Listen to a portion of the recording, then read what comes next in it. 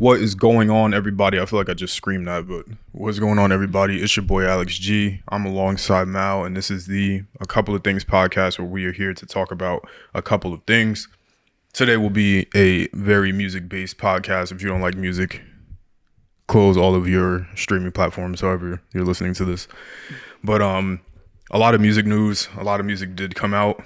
I haven't had the chance to listen to it all, but yeah, a lot of things happened, but I haven't listened to that much either. I haven't listened to anything. I've been really busy, but I tried to listen to Coi Leray the other day, but I only got 3 songs, and the one was already the one that wrote Nicki that came out already. Yeah, we got to listen to Coi Leray's. I didn't listen to Fabio's. Yeah, I didn't listen to his either yet. I haven't listened to a lot, which is unfortunate and funny because we're going to talk about music this whole podcast. It's just been busy, but yeah, I promise you guys we are going to listen to it probably right after this, to be honest with you. But in terms of music, the biggest night in music happened, the Grammys. Last time we recorded, we gave our Grammys predictions. We're recording on a Sunday today because I was busy yesterday, but last time we recorded on a Saturday, we were able to give our predictions, and a pretty decent amount of them were right. Oh, we had to go through them. What we picked? I didn't write down what we picked. But basically, we predicted that Doja was definitely going to win something. Olivia Rodrigo was going to win something. And that's pretty much what ended up happening. The only thing that what did we get wrong? We got a few things wrong, I thought. We got a few things wrong. I got Album of the Year. Tyler, the Creator, I thought was going to win rap album, and it did. Album of the Year, we were wrong. Baptiste, yeah. I'm not familiar with him. I'm not going to say he didn't deserve it. It's pretty interesting. He has 400K followers on Instagram, which doesn't mean that you're not. Instagram followers have nothing. Music. Yeah, it has nothing to do with your followers. So yeah, but it was just interesting. I didn't listen to it, but I'll probably go back and listen to it. That happens a lot of times with me. Is if somebody wins something, I need to go back and listen to it. See why? Because it's not probably a genre that I'm particularly interested in. But you had the Grammys on, so I did happen to catch his performance. And I enjoyed it. You know, he could play the piano. He seems like he's multi-talented, so I'm sure he deserved it. Yeah, and he got a lot. And he was the most nominated that day. I think he had the most nominations out of everybody. It might have been 11 or something. Shout out to him. Must have been good. Yeah. Must have been a good album, good year, I guess. But shout out to him. I had Kanye winning stuff. Yeah, Kanye winning everything that he was nominated for, which he shouldn't have. No, I didn't have him winning everything. I said it would be nice to see him win rap album. You said Donda. Yeah, I said that's what I would want it to win, but I said it's probably going to be Tyler. I'm pretty sure I said that. I was like, that's what I wanted to be, but I said it probably won't be. Donda wasn't that good either. It was. Can you stop? It wasn't. It wasn't. Right. It wasn't. So you need to re-listen. I did re-listen to it. It got worse over time, actually, which is the crazy part. Okay. Then how come he won 2 Grammys? What did he win for? Hurricane? Yep, and something else. Hurricane. And Jail. Yeah. Yeah. Oh, we were right about Family Ties also. Jail was stupid. That wasn't even a rap song. It wasn't. And for some reason, I think it's nominated for gospel album or gospel song. Yeah. The Billboard Award nominations are crazy. I don't know if you saw them. Yeah, they look a little nuts. But Off the grid nominated for. But yeah, we were right about Family Ties. Remember, we said Family Ties. We thought was gonna win rap performance. Yeah, and it should have. And they People honestly were so mad. They're like, "Who's Baby Keem?" I'm like, "Oh my god, are you guys stupid?" That's so disrespectful. I can see that. He has a very youthful audience. I could see people that are older listening to the Grammys that aren't on TikTok. That's true. Not knowing who that is. That's true. I honestly just thought so many people knew him because I thought that his album was really good. I don't know. I mean, I'm a part of the audience. I guess. Yeah, you're just a music person. So I listened to it, but I could see it. Yeah, I just was shocked. That's what the whole living in your own bubble thing. I really thought everybody knew him. Nah, he's not that popular yet. Even though those songs are huge, yeah, they're huge where they're huge. But this new, yeah, that's true. This new era of TikTokers and people that get all of the music that they listen to from TikTok now. Yeah, it's actually so cringe. It's interesting because they would not hear something that's extremely popular, but they would hear something that's popular, but just TikTok on the app. Popular. Yeah. And then there's the group of people that aren't on TikTok, and then they only hear what's popular. Yeah. in like the normal sense of it being popular. Like they'll see Little Dirk Like drop radio something. songs. Yeah, like basically that. I feel like that's why people probably don't know who he is. Yeah. Because all his other songs before this album were like random SoundCloud. I don't remember hearing him before this. I don't think. I mean, I definitely probably have. Definitely listen to Orange Soda. Oh yeah, Orange Soda. Yeah, that's the first song that I've heard from him, actually. Here's a song, Hooligan, That's I really crazy. like too. Yeah, that's really the first song. Yeah. And then everybody started to like obsess over his theme with the covers. Mm-hmm. It was like the color like scheme thing, and I think he did something with Travis Scott. Yeah. Yeah. Orange Soda was it? Yep, that was. But yeah, congrats to him. I wasn't even a big fan of Orange Soda. I was like, I liked the idea, but I didn't really like the song as a whole. I liked like a few parts, but yep, he got two. I think he got that and something else. Pretty sure. Yeah, I'm pretty sure he had two. Well, shout out to Keem. Yeah, that's crazy. I to get a Grammy like that, like I feel like it is so crazy to think about all the people who haven't got one, and I just think about like some of the people who have just randomly, and you're like, wow. Yeah. Like Jay Versace got one for producing. I didn't know he produced. I forgot what it was. Shout out to Jersey. It's crazy too, right? Because he started off a Vine. Imagine you start off a Vine, now you win a Grammy. SZA got one too. Another Jersey winner. Another prediction we had was gonna win. Yeah. But yeah, I mean, overall, I'm not really into the Grammys. I wanted to clarify a little point though about that I said previously. So my opinion on the Grammys is this, because I want to make it very clear so that in the super off chance that I ever get there one day, that people don't pull up some old clips, basically to make my stance extremely clear. I don't think that the Grammys or the Oscars or the whatever, the Tonys or whatever award show, the Billboard Awards, the Kids' Choice Awards, I don't think that any of those things are not important. I think you being recognized for your hard work, no matter what it is extremely important. I just don't think that the winning it is indicative of like you being nominated and not winning, or you not being nominated at all is not indicative of how hard you worked or how good your music is. And I just want people to make that be a clear thing, because I feel like so many different people use the Grammys as a way to put other people down, or it's like they're like, oh, your favorite rapper don't got a Grammy. I'm like, but that doesn't mean Nicki's bad. Yeah, Grammys aren't to validate anything. It's recognition, but like, I don't know, maybe they should even just, I almost don't want people to have participation trophies, but I almost feel like, why are we even picking the best song? You know what I mean? Or just like, maybe it should just be recognition. Like, it's funny too, because the winners always say that, like sometimes in their speech, like, oh, this is dumb. It's like you just won, and then they call the Grammys kind of dumb. Yeah, it's kind of stupid. Like, there is no best. I would never criticize music like that. Yeah, like how are you gonna compare two completely different songs? Like, I don't know. It's all weird to me. They should all be recognized. But in addition to that, for me specifically, to make my opinion on it, it's not needed and it's not validation, and people shouldn't chase the validation of their hard work through the Grammys. Like, okay, you made a great album. Like, do a select few people like voting too. Yeah, like whether Tyler got nominated for the album or not, in my opinion, it would have been the best rap album, whether it was submitted or not. Like, so people should just not look at the Grammys for like confirmation or validation of themselves. And for me, I don't particularly care. To be completely honest with you, if I was ever a part of a nomination or whatever, and I had the opportunity to go, I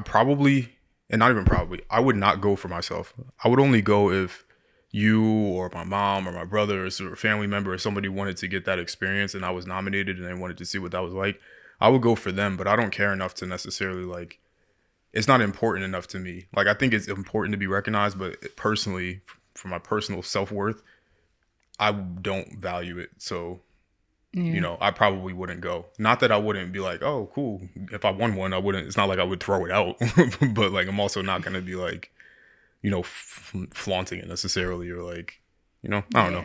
Maybe I'm weird, but I just wanted to make that stance clear. That I feel like though, like, your first one, you kind of got to go up and get it. I mean, for you though, for producing, I don't know how that would work. I don't think I don't get to go up. It's not televised or you go up, unless it's for producer of the year. But remember, if somebody, but that I still don't even know, like, because you know, not every single award they televise or have it like on like you walk up to the stage basically. Right. Producers definitely don't get to go up there. It's always the artist, but like Yeah. if an artist won a Grammy for something I produced, then I would still get a trophy. So Yeah. like that's another thing too. It's like, you know, I don't know. I don't particularly care, but I just wanted to make my stance clear. Hopefully that was clear. Like I don't like the Grammys. I don't really care for it, but you know, Yeah, it's crazy. As a kid, I used to love award shows. I used to think they were so entertaining. And I was Yeah. like, but now that I'm older, I'm like, so this is so political, blah blah blah. yeah. Now that it's kind of cringe and weird. Now that I'm older, I'm like, wait, what is the point of all this? Yeah. Even though, like, I get you do, you know, there should be some type of recognition for you and your talent. You know, so it's a hard thing because it's the same thing for like, you know, when you run sports, you get a Heisman, you get, you know, you had the Super Bowl, you had the finals. So I feel like there should be something to acknowledge somebody's like talents. To, you know, To me, what validates it, and this is something. I mean, I know people have their opinions on Russ as an artist because he's, you know, white from Jersey, and the you know, so he has a specific audience. So his the people that his music is like catered towards is like a little different. So he kind of gives his opinions on things, but he's like not black. So yeah. I don't mean to put black in quotations, but he's not black, so he's more marketable, I guess. But for somebody like that, and here's my opinion on it. People have all the hype and recognition in the world and can't sell out an arena. So to me, the fan interactions, the way people talk to you when they see you on the street, whether they DM you or people like buying your merch or people showing up to your shows or people just attacking and defending people you on Twitter. To me, that's more indicative of the impact of your music Than awards. than award. And to me, that would validate me more than a random panel of people telling me that somebody else's song was better than mine. Yeah. But that's just me. But you know, some people still need like that physical thing to look at. Yeah, we get them plaques too. Yeah, true. Plaques is physical. Yeah, that's if true. you get there. But that's just my opinion, and that's I would get them. That's me speaking from a stance of I've never, I'm not there at all. So it's me, you know, speaking without having that experience. But the way I am as a person, I think that I would still have that same stance even if I got there. So that's just my opinion. But, you know, because Doja Cat, she went up on stage, she accepted her award and she was crying. She was like, I try to play these things off, but it's a big deal. So, you know, I do understand it, of course. It is a big deal to be recognized. But just for me personally, my own stance, I don't particularly care for the politics Was that and her all that first kind of Grammy? stuff. I think so. Yeah. And she should have probably won more because that album is really good. And it wasn't There's a whole nominated. trend on TikTok of the people that, you know, that song. Who sing the song where it's like they know, I know, she knows. You know that song? It's like, you know that song? It's like they know. You keep asking me, do I know? I don't know. I don't. No, the one was like she knows. I know she knows. Oh, J. Cole? Yeah, I was Yeah. that J. Cole. Yeah, you know that song. You know that song. Yeah, but I know what you were saying. I know, she knows, we knows. What What are songs that sound like that? about it? They use that song as a trend. Like the beginning part when he's talking was like dun, dun, dun, dun, dun, dun, that part. It shows all the people who won Grammys, and then it says, but the caption said the Grammys don't matter, and then it shows like, oh, she knows, she knows. So they were showing like Nicki knows, obviously. They were showing Ariana Grande. I think she's won some, but not a lot at all. I think she won like one or two. Selena Gomez, they said didn't win any. It's like a whole bunch of people that didn't win. I'm like, wow, I never knew that. Yeah. J. Cole, it was his song. He hasn't won any. And people get mad about that every year. They're like, they do J. Cole dirty. He's always nominated. It is kind of crazy, like the amount of people that haven't won him. So The thing about that, though, is sometimes the artist is just against something that's just, I don't know, it's just, you know, bigger or better. yeah, And bigger doesn't I even would just hope necessarily that matter. I would But hope Nicki gets one just to say she has one before her career's over. it doesn't matter, though. No, it doesn't matter, but it's just like that would be the one thing, but like in your face, because everybody keeps saying like, oh, Nicki doesn't have one, blah blah blah. But that would just be the one like I don't need it. I kind of know Nicki's content. Obviously, she's very satisfied in where she's at now, and she has especially her cult like fan base. I feel like she's had really, I'm going to get this deleted off the internet. I feel like she's had really obviously impactful albums. Gets played everywhere. Obviously, there's 100 million TikTok trends with her music every day. But I feel like she hasn't had, and that we're not staying on this at all. Okay. I feel like she hasn't had a, like a I don't know, like a definitive or defining like album, if that makes sense. You know what I mean? Like something that's Yeah. like perfect, Yeah. if that makes sense. I feel like there's certain like artists of her caliber, they have like a perfect album. Yeah. Like I feel like everybody like has like, obviously we always say Kanye is my beautiful dark twist fantasy. Who else? Jay-Z, people would say his first Blueprint. one. Nah, Reasonable Doubt Oh yeah, I hear about them. would be probably people's masterpiece. I feel like she hasn't had like Yeah, the masterpiece. and I think I don't know, like obviously I'm a Nicki fan, but I feel like her Pull up any Sri Lanka. no, I feel like her features kind of not been carrying her, but they've been like a huge part of her career. Yeah, because she just doesn't drop frequently. Like that's the thing. She Like, doesn't. She doesn't have many albums in general. And I just feel like the songs that she does drop, it's like they're good, but it's like dang, but like, why do you go so crazy on your features? Yeah. And then your songs, you do like she does a lot of the singy stuff and like Yeah, I think she experiments more on her own music, yeah, which makes there's sense. nothing wrong with that, yeah. No, not at all. But it kind of does hurt her a little bit. Whereas like like you said, there's no flawless album. I think I have a good feeling about this next one though. She would have to. Yeah, it has to be her best ever, especially to Yeah. get a Grammy. Yeah. But yeah, so that's our Grammys wrap up. But kind of in separate news with the Grammys, and if you do any negative reaction when I'm about to say this, then we're just gonna move right on to the next topic.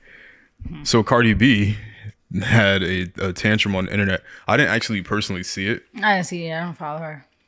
but you mentioned it when it was happening. Yeah, cause Shade Room. Yeah. So what happened? She just I think she was actually fighting her own fans yeah. because they were mad that she wasn't there at the Grammys, and she's like, "I'm home." Why would she be at the Grammys? She was nominated, I think, for a few. For what? She was nominated. What music has she released recently? I think it was like features. I'm pretty sure. It would have to be features. Let me see. Which makes sense to me. Like, but also I feel like it's almost kind of weird in a way if you're like going to the Grammys because of how like the features. You know what I mean? That's why even like Queen, Queen Nacha, people were like, "Oh, are you gonna go?" I don't think she's nominated for anything, and she was like, "I'm not going to this stuff until like, it really makes sense for me." Like until It doesn't make sense to go just because you have like you're a celebrity. Like it doesn't. She was nominated for Up. Remember the rap performance? That was in the last year. 2022. Remember rap performance? It was her. That's what the one Family Ties one. Oh, It was the yeah. dot. No, Yeah. I just feel like Up was so long ago. No, one if you're up, then it's stuck. That was 2021. Yeah, no. That was 2021. I don't know why I feel like that was so much longer. I think that might have been the only one she was nominated for. That makes sense then. She only has one Grammy. Yeah, and that was like best rap album, right? Yeah, I think. Yeah, that's the one that. Beat Astroworld. Astroworld wasn't that crazy when you think about it, but, Yeah, but I wanted anyway. I wanted her to win. But Yeah, that's all she was nominated for. Was that. okay, yeah, that makes a ton of sense. Like just because you're nominated even doesn't mean you have to go. But like, you know what I mean? Yeah. Like not. It's like, especially when you get to a certain status level, you might be doing something even more important than just showing up for that trophy. Like Tyler the Creator right now, he's on tour, selling out arenas everywhere, touring his album. So he did his acceptance speech for best rap album on Instagram Live. Mm-hmm. So like it's like you might be doing something more important than the Grammys. Yeah, her fans are like weird. It's like, I mean, I guess everybody's fan bases are like that, but it's like, why are you so? I guess they wanted to see the looks, the dress, the runway, the red carpet, and they probably thought she was gonna win for Up. It's like, nah, relax. Yeah, but because of that, now she's apparently on a social media hiatus. She like deleted her social media or something. I'm not gonna speak because I'm not famous, but she's too sensitive for fame. Like I think if I had that much money, I would not be bothered about I wouldn't even be on Twitter to see that what people were saying, right? Like why were you even on? And I guess like you can't say that like 'cause we be on social media, like we're human, but it's just like it's Grammy night. People are probably gonna question why you're not there. Just stay at home, relax. Like you don't need to talk to Twitter. I'm backwards again. Yeah, I feel like I don't know. She's still her at the end of the day, so that's why she's like this. You Yeah. know, she would have been like this whether she was rich or not. Probably Yeah. fighting people on the internet. Yeah, probably saying worse. Even though she was saying crazy stuff. But I guess they were saying stuff with her kids, so people weren't coming at her, but she was saying stuff like, I hope your mom dies, I think. I don't want to put that on her, but I'm pretty sure she said that. Some crazy stuff. But they would bring up her kids, so Yeah, off limits. yeah. Kids are definitely off limits. For you know, it's like These were her own fans, too. That's the crazy part. that is the funny part. Nicki's fans would never. We would never. I mean, Nicki's fans criticize Nicki all the time, but they don't be So does fighting Beyonce. I her. remember one time I think Beyonce spoke out about something, and then the Beehive was like, "Shut up." They were They like, get mad. I think she was getting mad at the Beehive for like doing something like antagonizing some lady. Yeah. Oh yeah, the one with I think it was the lady that was sitting next to Jay-Z, and then like remember when social Oh, media yeah. like blew up, Something like that, yeah. and then the Beehive, and then she might have spoke up and said like, "Yo, They y'all, leave, yeah. y'all gotta relax." Yeah. She was like, "Shut up!" Like the Beehive. Yeah, that's true. That's true. The Beehive was like, "Shut up." Your own fans don't even listen to you. But you know, it's interesting. I feel like, yeah, I agree with you. Like, if I had a certain level of status, I just would not be inclined to be on the internet. Like, And she does it so much. Like, that's the thing. Like, it's one thing to like be like, I'm human. I'm about to respond back to this person real quick. But it's another thing that you going back and forth with mad different people. And this is multiple occasions that this has happened with her. Fighting with the shade room, like just doing the most. I work so hard to get money, like real money. Like she probably has wealthy type money. I wouldn't be on social media because I feel like social media is for people that are bored. And I feel like once you have money, you have too much like money to be bored. Yeah, that's the thing. Because like the times where I'm scrolling, it's just because we have nothing to do. If I had money, I'll be constantly on the trip. I'll be doing stuff just like random, right? Like going to the spa. Like I just wouldn't be on my phone like that. Yeah. Even though I guess that's the kind of opposite though. Because when you do have money, you have more time. You're not working. You are probably bored more. Or you should work on your craft. Yeah, right. You That's should what I would make be it. doing. Go work on your album. Go work on some music. Go do something. Or just chill with your kids. Yeah, or watch a movie. There's so many different things you could do, Go but in her hot tub and complaining about people on Twitter is definitely not the vibes. maybe she do need to be on social media then for a while. Yeah, because you don't need it, especially once you get to a certain status. For her though, that's like so much a part of her brand. Yeah, and she still needs it because that's what keeps her relevant. Is like her jokes and her obnoxious videos. Yeah, it helps. Like it would definitely devalue her brand overall if she deleted her social media. But like if it's that bothersome, like I would just delete it. Yeah, and it's probably not a permanent delete. Yo, social media don't matter. I don't know what. Oh God, it's so crazy to me. It really doesn't matter anymore. Nah, it's kind of like that saying where I hate to bring this up, but when people are like, "How do you get virtual? What is it like online bullying?" Like, how do you get bullied? Like online bullied? Like they just turn the computer on. That was Tyler the Creator's quote. Just He's turn. like, how is cyberbullying Oh even yeah, real? cyberbullying is the word. He said, Yeah, just look away from the screen. yeah, 'cause it is kind of crazy. It's like, not saying that everybody doesn't have the right to enjoy social media, but it's like, dang, like you really like social media is really this is so fake. This is all fake. It's not real. Yeah, if Twitter went down tomorrow permanently, like you'd have to go back to your regular life. Yeah.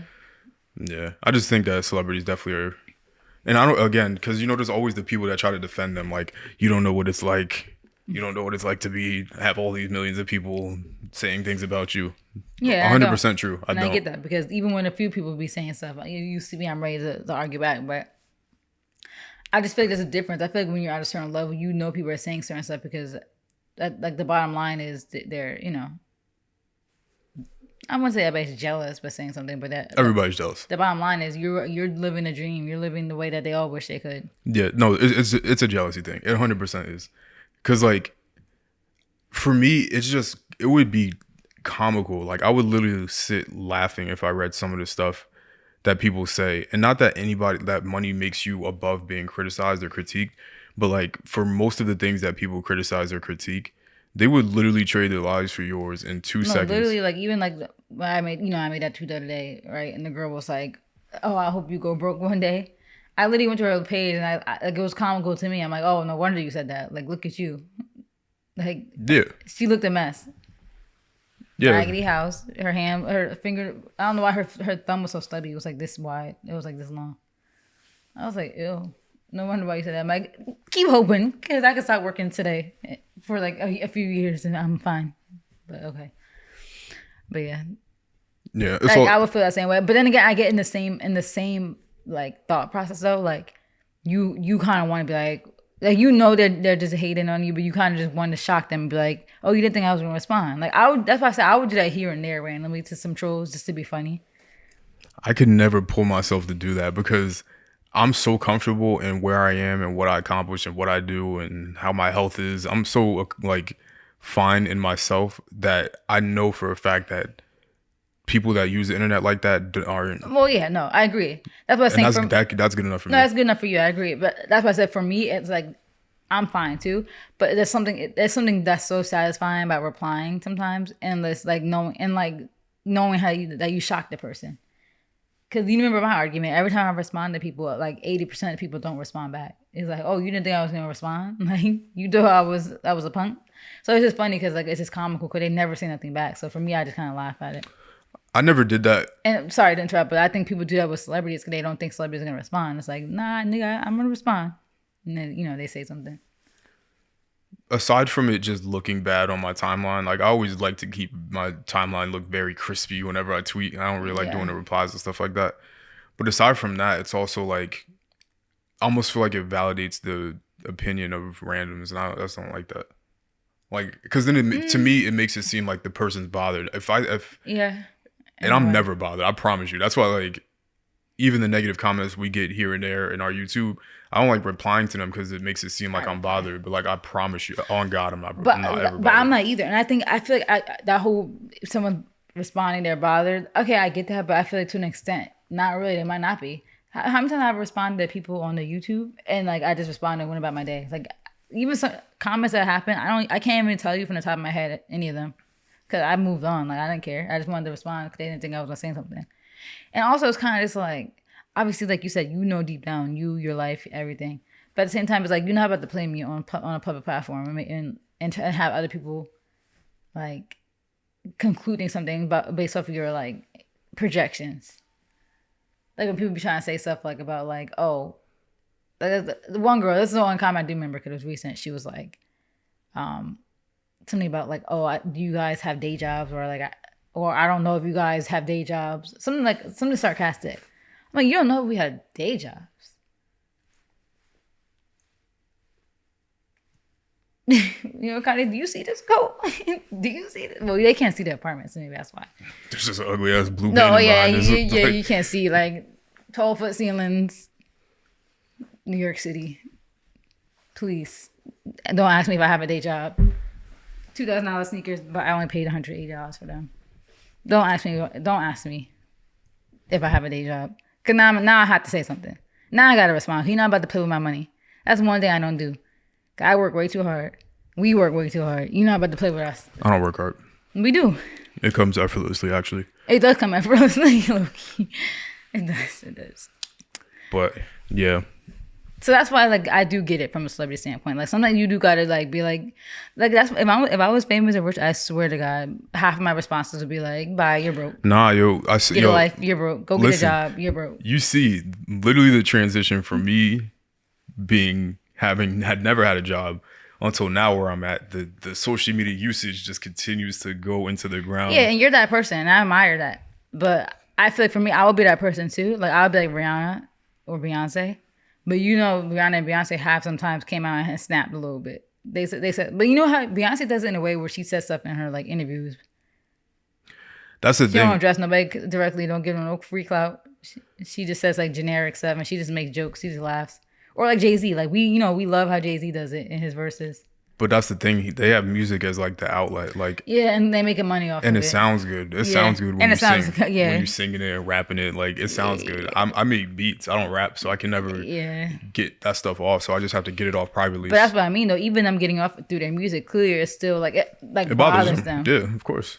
And that's what I'm saying. I don't think necessarily just because you address something is bothering you. You just want to say how you feel. You be like, nah, you're not about to play with me. Like not like you're losing sleep. Like, ooh, they saying this about me. It's not like you're losing sleep. It's just say, nah, I gotta get this out here. Like, nah. I feel like I would be so much different than that. Like, well, I know it's different when you're talking to randoms, but at least if it was like another celebrity talking to me, I would like go contact them. instead of like dissing him. Yeah, I would be like, yo, I heard you said this. What did you mean by that? Or do you have time That's for what Kanye do. Yeah, like, do you have time for a call? Like, why were you doing this whole, like, why are you doing interviews talking about me? And then you see them in the club, I feel like it's awkward. They just be looking at each other whispering. Yeah, because I don't think Like, that... are we in high school? I'm not tough. Like, I'm not a tough guy. But I'm also not afraid of anybody. Yeah. So I think that, for me, I don't even necessarily perceive that as being aggressive. I think that's just like, yo, I heard you were saying this. Do you want to talk about it? Yeah. That's not even coming across as aggressive to me. That's just like, you doing interviews, you're saying, you're tweeting, you're saying these different things. Like, we could talk about it. Like, Yeah. Like, let's go. Sit down. why we being weird and sending shots over the internet? Like, it's weird. Like, we could sit down. If you want to beat me up, we could fight, and that's not a problem either. But if you're gonna have that sort of energy and you feel like you can say these things to a camera, then you can say it to me too. And we could be fine. And you could still have those opinions and we could still be fine. And we could still disagree and you could still not like me or whatever you said, you could still feel the same way. But if I say, yo, let's talk, and then you don't talk, then it's like, okay, then there's nothing to talk about. Yeah. And then don't say what if they anything. keep talking after that about you? Then, I mean, I know you want to, the way you are, you want it to be like, God, I don't know how to explain this, but for me, I have the personal satisfaction of like, because I'm trying to say this without trying to sound like I'm dissing you, but basically for me is that like, I know real life exists. So for me, it's perfectly fine if I'm like, yo, hit somebody that was talking crazy. I'm like, yo, let's go. Let's talk. You said all these different things. I just want to discuss whatever. Mm-hmm. And then they don't respond to that, but then keep talking. For me and my personal self, I'm like, okay, then there's nothing to talk about, and that's fine, because now that's how you are as a person. So that's just how it's gonna be, and then that is where it can live and die with me. Mm-hmm. I don't then need to go on a platform and be like, oh, he's soft, he didn't reply to this, blah, blah, blah, blah, blah. I'm not going to even do all that. Like, it's okay, because, like, okay, now I know who I'm dealing with. I know the character I'm dealing with. They're trying to say these different things, and I'm perfectly fine with that, and I won't lose sleep. I feel like I get that, but I feel like in the world of, like, celebrity, sometimes you just have to address things. Like, sometimes you have to be like, I did talk to him behind the scenes, and he didn't respond. And that's it. You keep it like that. You could, but there's a way to do it. The tweeting thing to me is not like... Yeah, you don't got to tweet about it. I would do an interview. Yeah, give me an interview. Give me, because we don't, like I said, I don't rap, I don't sing, so I can't really get it off in a song.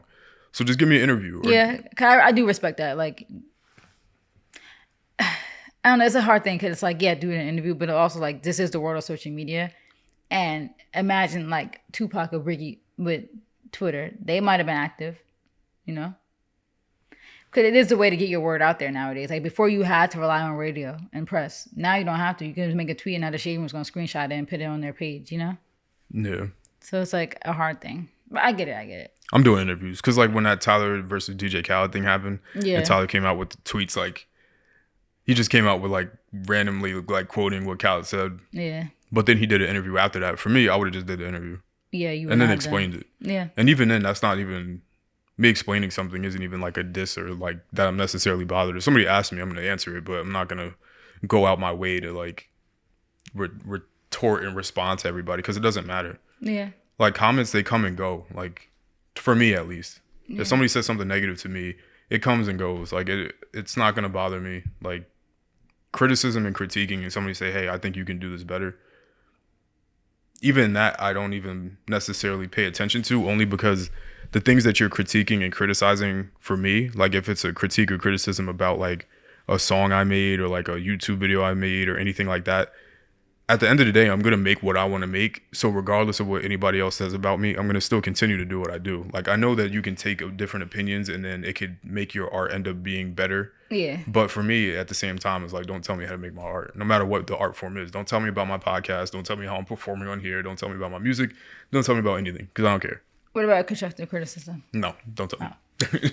Because I know those things are important, and I know I sound like I'm saying nobody can say anything to me, but still, at the end of the day, I'm going to make the things that I want to make, because you critiquing me and saying, oh, I think you should have done this, is you putting your preferences about how I should make what I want to make. And to me, for certain things like that, it's like, I'm making what I want to make, so yeah, I it's don't like really care. it's like you make it. Then. Yeah, the way you you go want. make your music then. Yeah.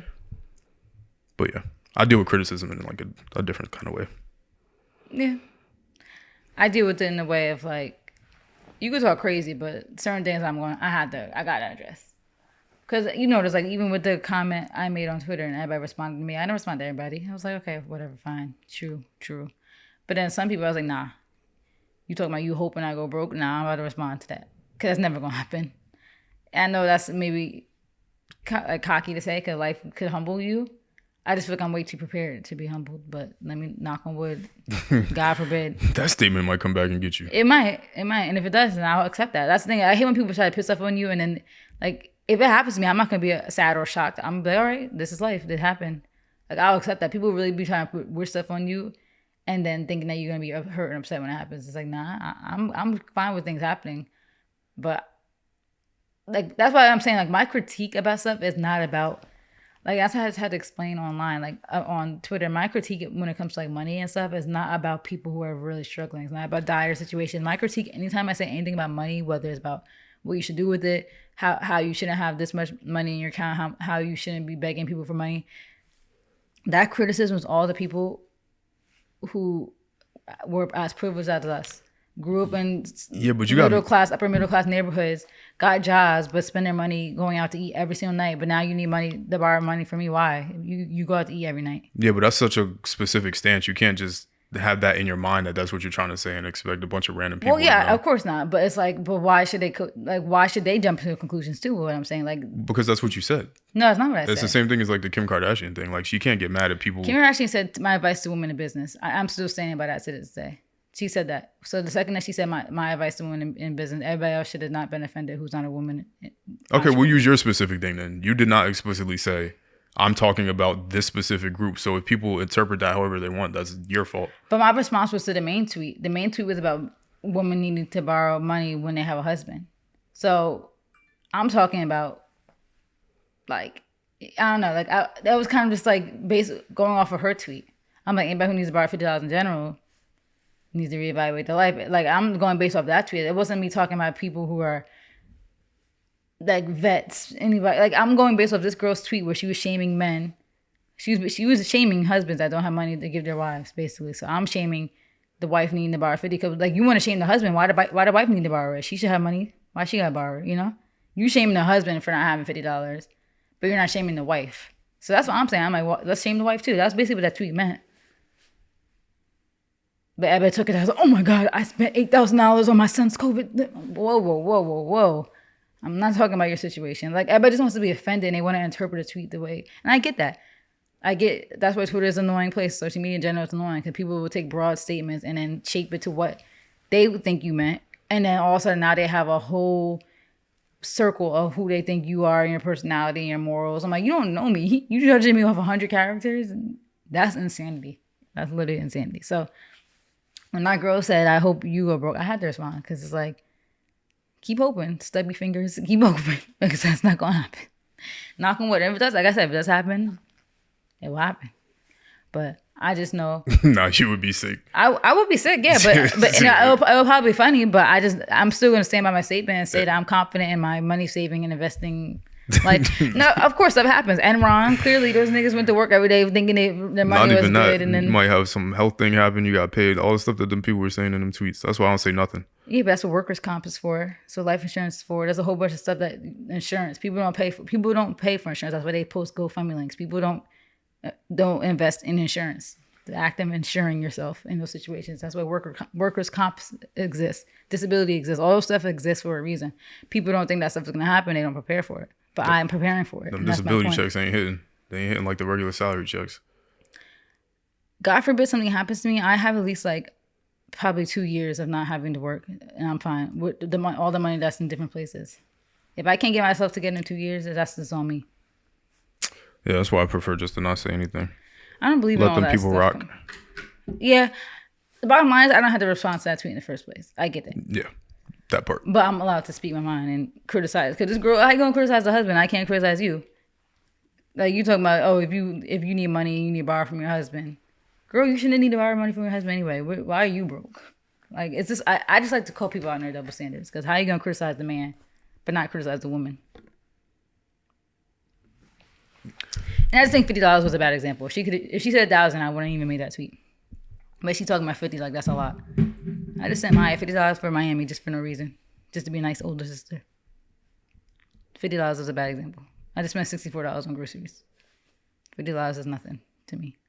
So that's why I made that tweet. Because I'm like, anybody who needs to even borrow that's not in a dire situation should reevaluate their life. Well, most people are in dire situations. You think most people are in dire situations? Yo, I don't know why you like. I don't know. Like, we can move on. No, but can't you agree That's that all right. a lot of people, money situations are their own doing, their own digging holes, gambling, doing stuff that they shouldn't be doing with their money. If you don't make a lot of money, why are you at the casino? Because they don't have a lot of money. So you're gonna risk losing it instead of doing something that will guarantee making more? Yeah. Dumb. So I don't feel bad. I'm sorry. Like, I'm all for the pull yourself out the bootstraps mentality. I was watching Troy Stevie's video, and he said that same thing. Like, he said, as a society, we always try to we get too much sympathy for a lot of people in their situation. 'Cause a lot of people are fucking themselves up. Like, not even trying to be rude or being like, and even curse on here, but you could agree a lot of people do put themselves in shitty situations. They do. They gamble. They spend money stupidly. They buy alcohol. They buy drugs. Like, why are you spending your money on that? They do, but you're the wrong person to say that. Because I'm privileged. Don't quote it. You're privileged. That's it. There's no privileged. No, you are. That's it. No, I say it like that because it's not like I'm that privileged. My parents used to yell at me about turning the air on when we came home from school. That's still privilege. You had air to turn on. Not sometimes the air was out for the whole summer. The shit would break and my dad would not fix it. The whole summer we'd be in my house. You've been in my house when the air was broken, sweating in the house. Dogs panting. Like, I wasn't that privileged. You more privileged than me. Extremely. But that's why I don't make those type of comments. That's all there is to it. That's all I'm saying. I'm extremely privileged. Most people are in dire situations, yes. That's probably why you saw so many people get offended by the tweet. Because most people have, whether people should be having kids and they don't have money, I'm not going to comment on that. Exactly. That's another thing. Why are you popping out babies? Put on a condom. Birth control is free. Like... But then the conversation just becomes way more in depth in terms of minimum wage increasing along with inflation. There's like a whole other different. And I agree with all that. I do. Yeah. So most people, while there are instances, but then those same people will be like on Twitter like, college isn't everything. You guys, I literally saw a tweet earlier about saying Black women need to stop flexing degrees. You're flexing debt. Why are you mad I'm educated? Like, why is this? But in those same breath, you like, oh, minimum wage sucks. But you're shaming college.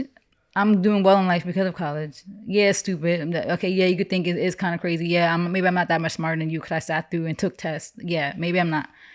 But I played the game.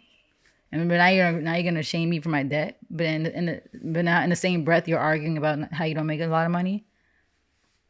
Skills equals money. They consider degrees a skill. You get notoriety with it, and that's just how the game works. You mad because I'm playing the game? And that's why I'm comfortable financially. Probably mad because you had the ability to play it. I had the ability to play with debt attached to it. There's people who were less, and people in dire situations who went to school for free. Right. Grants. I didn't apply. Wasn't eligible for half of those grants. You weren't. Did you even get a grant? Exactly. That's privilege in my opinion. Whoa! All right, we go. No, I'm saying like no, but not Don't touch me. No, don't but grab me. look at the Don't put definition. Look at the definition Don't of put privilege. that on me. But look at the definition. Don't put that on me. They don't have that much money to give out to people, so all that grant money is not. I'm not saying privilege in like a way like that. I'm saying like the definition of privilege is a benefit. So being poor is more beneficial to go to school. It is. There's either being extremely rich or extremely poor is they're the best in the positions for school. If you're allowed to get, even know that either the one half pays for it out of pocket, and the other half gets grants. Right, but if you're poor, you have a less likelihood of getting into the school. That's a fact. Well, yeah, because of the school systems. They just don't have that grant money. Like, there's not just endless supplies of sending people to college for free. Oh. You have a less chance of getting into a school than we've had people that we know that couldn't afford the school after one semester and then had to leave. Like, that money is just not readily available for all poor people to just go to school and get an education. Because if that was the case, I'm sure mad people would want to go. Like, who would not want to go away to school, then live and eat for free, live for free in a better place, in a better condition than they are currently? Everybody would do that if that was available. But it's not the case. They're giving out like Because who out there has enough money to send kids to college? LeBron had to donate like $100 million to send like 30 kids to college. Everything Or for me 30 million to send 10 kids or whatever it was. everything for me was a loan. Same. I ain't got that money either, but you have the ability to get the loans. Though. But you have the ability to get the loans. That's the thing. Like, Yeah, but they could get those loans too. The federal Stafford loans, that's private, no, but they're more eligible for those Stafford loans because those are based off of income. The FAFSA, that's what all that was about. The FAFSA was to determine your Stafford and your unsubsidized and subsidized loans. That was the whole point of that. Yeah. They would be eligible for more money. Like my parents, based off their income, that's why I only got a certain amount of that. Everything else had to be paid for through the Parent Plus loan, which is also a loan that they would be eligible for, the Parent Plus loan. So that's options. They just have to make sure that they go to school for something that's going to make them that money back. Because then they're gonna, that's when it gets tricky, because now you had to pay back those loans, and you left a school with a degree in, like, I don't know. I don't want to say a specific degree because you know how I always say arts and crafts because that doesn't really exist. But it's like, don't go to school for something that's going to pay you like less than 6 figures, you know, eventually in your lifetime, like a year. Because that's when it gets tricky. Because now you're already poor going into school. You got these loans, and now you owe some of that money back when you get out of school. But you went to school for something that's not going to pay you that money back. You didn't go to school and get the skills that you should have. Didn't participate in anything, didn't network, didn't gain any skills or resume boosters, you know? For me, sports and AKA was a resume booster. I used that to my advantage. I was like, yeah, I did this. Even though I only did sports for a year. But I was in an accounting society, even though I never went to a meeting. I still signed up. So it's like sometimes you just got, you got to just play the game and be smart, sign up for clubs, go to some networking events here and there, maybe join a Greek life. If not, you don't have to join Greek life. There's plenty of organizations. Like, what do we have that? Remember we had like Queso. What's that one? It was like the Caribbean people. Caribso, yeah. Just joining little stuff like that. The BSU, I know that's like a popular Black Student Union. A lot of schools have that. Still got to play the game, honestly. So that's why, like I said, I do speak from a place of privilege. I'm not going to deny that. But I do also speak from a point of I knew what I was doing. I played the game right. Everybody was clowning me about accounting degree. Oh, accounting? That's boring. Okay, well, my salary is not boring. Like, it's like people try to clown you in school and make jokes about stuff. Like it's how you laughing at me for trying to get involved and stuff. And like, people talking about like AKA and like trying to like don't Greek life. It's like, how you gonna clown me for just getting my resume up? I'm playing the game. At the end of the day, it was all a game. All these clubs and stuff, it was just a game to get to where I needed to be. Not AKA, but everything else. Like I said, I joined accounting society and didn't go to one meeting. I did not go to one meeting. They had to play the game. So, that's why I say privilege when you say that, because it's like, nah, not privilege. Yes, privilege in some forms, but also just being smart. Playing chess. Thinking ahead. Planning my moves out. 7 years ago, I was math. I seen this day 7 years ago. I did.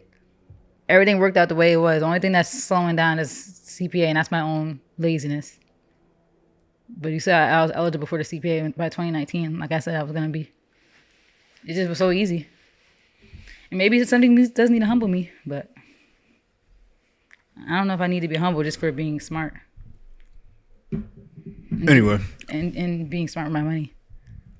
Will Smith was banned from the Oscars for 10 years. Max.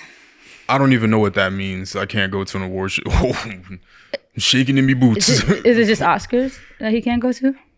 Yeah, he could still make movies. Like, what does that mean? Like, what, now it can't come on your stage? Like, the fuck? But yeah, Will Smith was officially banned from the Oscars for 10 years.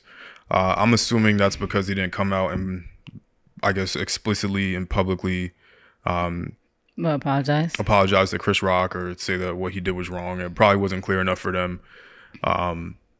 And he was dancing backstage with the Oscar after he won. He was dancing backstage. I'm pretty sure that video was him dancing. There was a video of him like dancing backstage there at the after party won? Or something. No, not like after. He won. At the after party. Yeah. Okay. But so okay, I mean, I actually really don't even know. Like, I feel he said his response was that okay, like Well, something I guess But that's he agrees with their decision, whatever, or he respects their decision.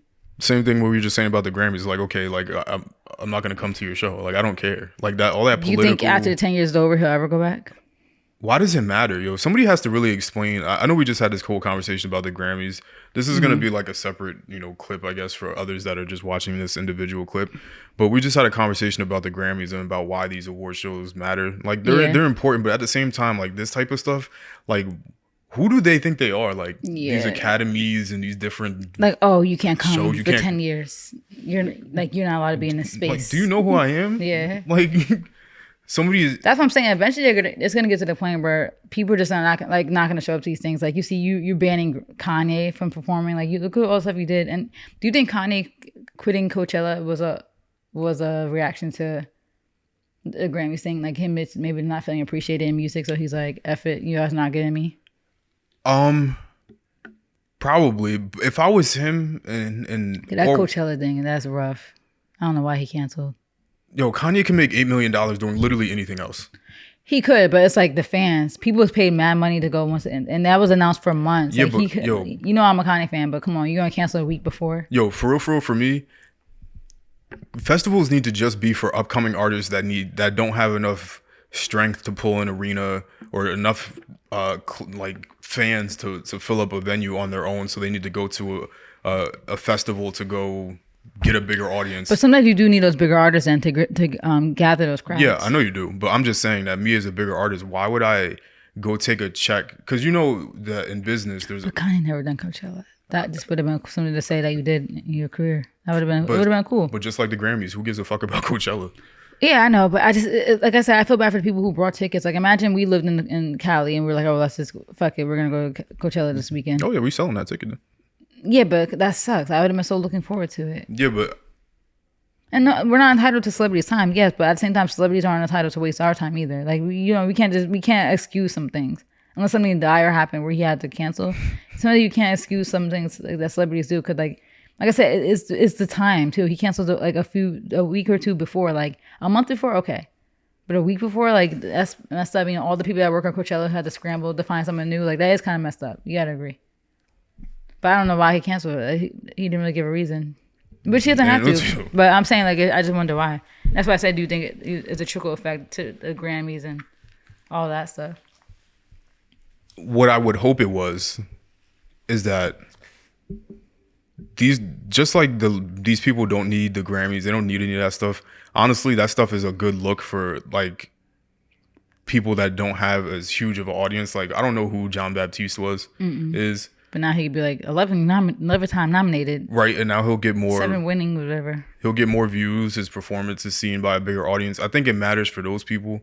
But like Kanye can go have his own festival. Like even Travis having Astroworld. Like you don't need to do these festivals because That's true. in business there's a winner and there's a loser in every single deal. There's never not a winner or a loser. And the loser is always the people that like Kanye performing getting paid only 8.5 million when they're definitely pulling in more than that because as a business you have to make more. But then why sign up? Yeah, they criticize Kanye then. He should never agree. I just said that. He should never agree. But nobody should. Travis, The Weeknd, none of them. Yeah, I can agree with Travis because Travis was upset. Like he really wanted to do it. But the thing with Travis though, which I get, is he's still like, he's not new anymore. But think about with COVID, you did lose 2 years of like performing. And like, you know, he just wants to get back out there, itching to get his stuff out there, get you know, grow his fan base. He's not superstar status yet. He's not Kanye level. He's not Jay-Z level at all. So he still kind of needs that.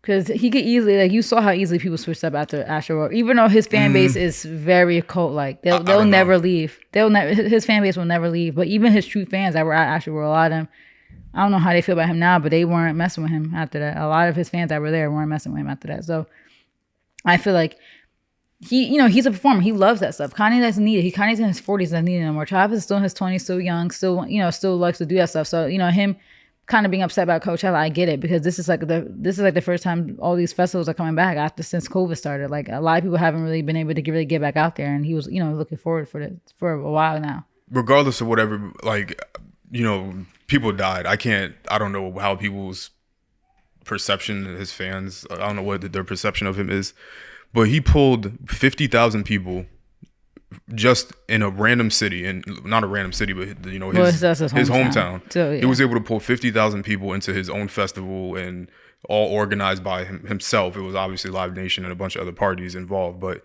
if you can pull that many people, and I know it's his hometown, so there's a hometown hero effect. But if you're able to pull those audiences, then I would never do a Coachella. Like, I just wouldn't. I get that, but also at the same time, it is like a different, you know, like I said, you gathering different crowds. Like for him, it might not even about really his fans. Might be more so about gaining new fans because like like what was it? I think it was it might have been Travis at like what's the one in Chicago? Lollapalooza. Like, yeah, I think it was him. I'm pretty sure it was him. And like before that was like somebody like Miley or somebody. And like the fans, they were scared though because they were getting crushed. I think you know it might have been like Cardi or something, or like Taylor Swift fans and Cardi were like the set was like back to back, something like that. And obviously that's an extreme example. But you saw there was like Miley or whoever the person performing, their fans were mixed in with like the Cardi fans, and of course that was traumatizing. They were being crushed and stuff. But imagine that as like the different artists have a similar taste and like they might not necessarily be a Travis fan, but now they're there and you know they're listening. I mean, I do agree Travis is at a point in his career too where it's like. He has a fan base. If you haven't heard of him, you've been under a rock. So I get that. So I don't know. I definitely get what you're saying. And they get so much more money having their own festivals. But it's like I can understand why somebody like Travis who's still like not in his prime yet. Well, I can't say that, but he's not a superstardom yet. Which I don't know. That might be hard. Can you agree? Think that he's a superstar? I think it depends what you ask. Because I keep forgetting he's at McDonald's, Fortnite. Like he has a crazy resume. Yeah. Album sales, platinum plaques, and you name it, festivals and endorsements. But I wouldn't compare him to a Kanye or Jay-Z. Yeah, of course not. Like he needed at least 10 more years in the game. I don't even know if Jay-Z could pull the numbers that Travis pulls. That's a different era. Yeah, that has nothing to do with like talent or anything or superstardom. That's just the era. More people probably know who Jay-Z is. And we're in an era where there's going to be kids. I think they're hand in hand, Travis and Kanye. But there's going to be kids that are not rocking with Kanye at all and think that he's a weirdo and just only like Travis music. There's going to be that crowd too of younger kids, and they only want to go see Travis because that's just their Kanye, I guess. Yeah. And that's the thing. Kanye is like in a weird thing, right? Because it's like he has a lot of older fans, like our parents' age. And then he has our age, like people in their like mid to late 20s, people, you know, in their 30s. And then you have like Maya and like Brandon, their age group, and like younger, like, and I wouldn't even say them because they're kind of like right behind us, maybe a little younger than them. It's like they're fans because it's kind of just a trickle effect because he's still kind of cool. Yeah. You know, the young kids like was cool, so that's why they like Travis because like he's still young. He's you know, he dresses like how kids dress now, like he's stylish. He's you know, hype music. So Kanye, like they like him because he still kind of does that here and there. But I think people it's kind of just like the sheep culture. They see that people that he's respected. Obviously, he has the shoes, billionaire. His performances are like unique. Yeah, remember, because these kids were. Brandon was 4 years old when Can't Tell Me Nothing came out. That's these so kids. crazy. These kids didn't grow up in the. And it's funny you saying this because I sound like I'm old, but these kids didn't grow up in the same effect of when something came out. Like, yeah, like they were able to hear it. We were in like high school, like our first year of high school when like all that Watch Stone stuff came out. Like that's prime music. Like we was right in that age group where like, and then on top of that, we was getting iPhones and like, you know, portable players, music, MP3 players. So that was just a weird, like that was just like a perfect combination of like the best music plus having accessible music like in an iPod. And of course they were able to hear that music because me and Brandon used to have this debate that me and him had such different childhoods for what we were exposed to. Mm-hmm. And it's funny because like he thinks that we had the same thing because we like listened to the same stuff, watched the same things, but it's such a drastic difference in what we're exposed to. If you take, because we have a 7-year age difference, like if you take 7 years off now, he would be 11 and he's in college right now at 18. That's a huge gap in what you're going to be exposed to. It's a huge gap in music and what you can understand and the entendres and the fashion and all the other different things that come with it. So if you have Kanye dropping My Beautiful Dark Twisted Gold Digger came out in 2004, 2003. Brandon might have been one. No, it's 2004. 2004. Brandon. Wait, Gold Digger was on Thing, right? It was on the college drop. No. Late registration. Late registration. That was 2005, 6, Okay, that wasn't 6. It was 5. 5. That was right when I moved to Jersey. I was 9. If you were 2 years old, obviously the impact of the music isn't going to be the same. I remember when that video came out, we used to watch the BET videos, MTV videos. Like we used to watch it in school. Yeah. Like it was just a different. I wish I. era. Oh my god! Whenever me and my family finally come out of our basement, hopefully I find this camcorder. But I literally had like a little handheld camcorder and recorded a Gold Digger music video. Oh my god! I hope I find that. That was so funny. I was in Amira's room and I was just like rapping to it, and oh my god, it's so cringe. But like you said, people Brandon's age, they want to have that same experience when that song first came out. And that was a few years that the song came out too. That had to be like 2008, 9 at that point. 2008 maybe. Yeah, but to get it back to the topic at hand, Will Smith banned from. We got way far. Will Smith banned from the Oscars.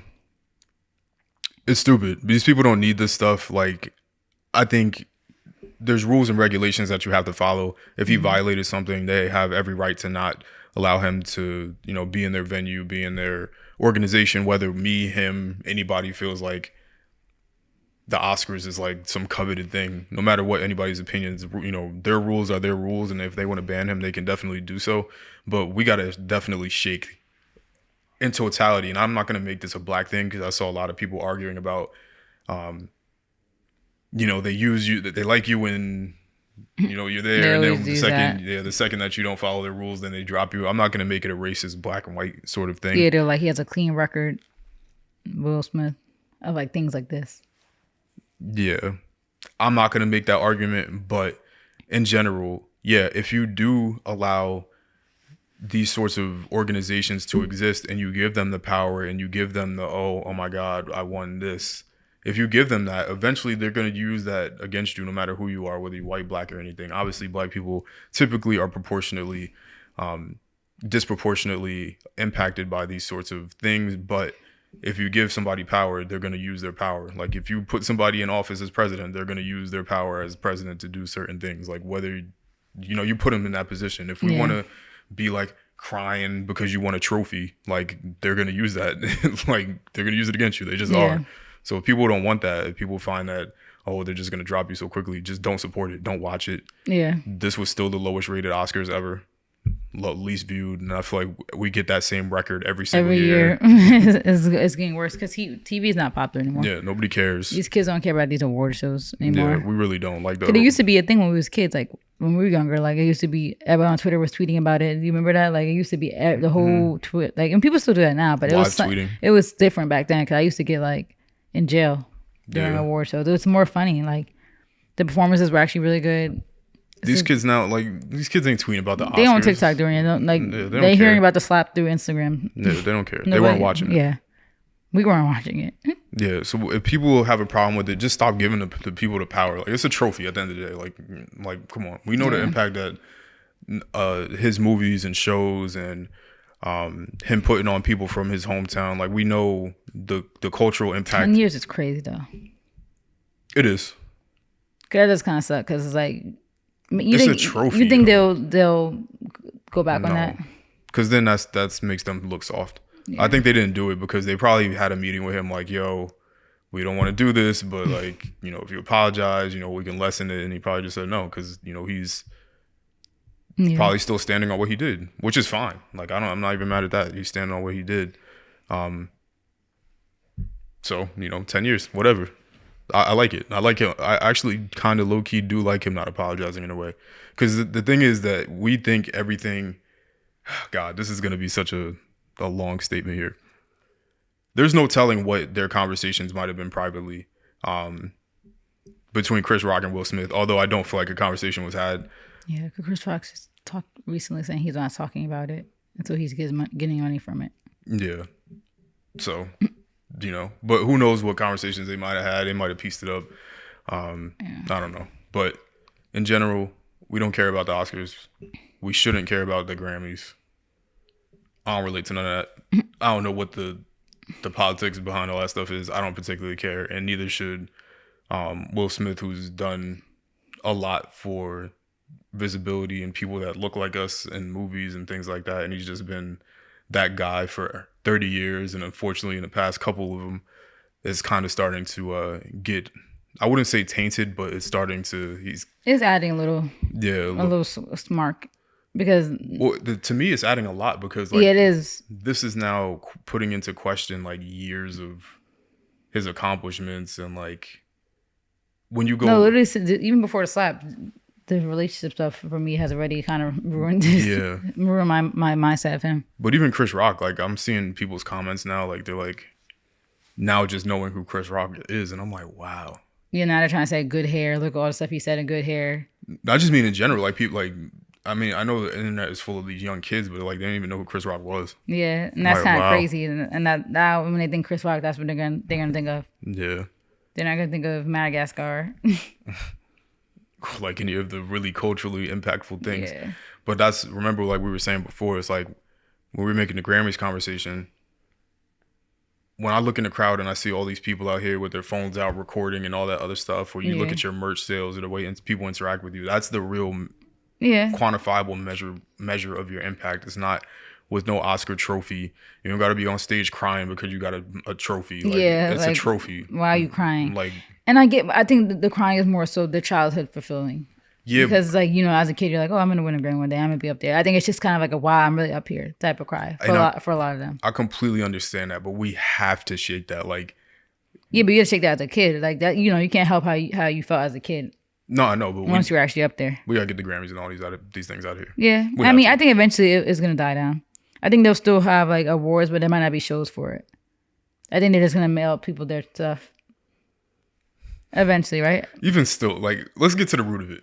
Let's get to the root of this real quick. But then again, actually, who would that benefit though if they do that? Yeah, the reason why they have a Grammys is because the money they make. Yeah. From the views. Let's get to the root of it though. Why did they even make these things?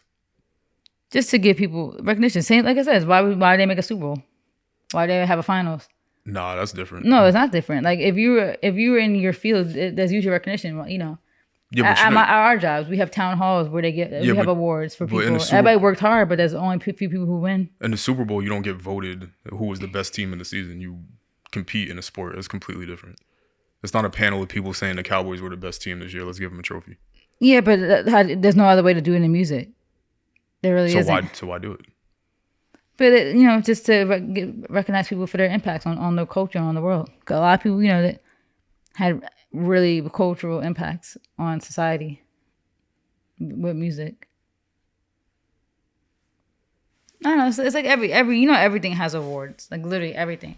Why do we have awards at work?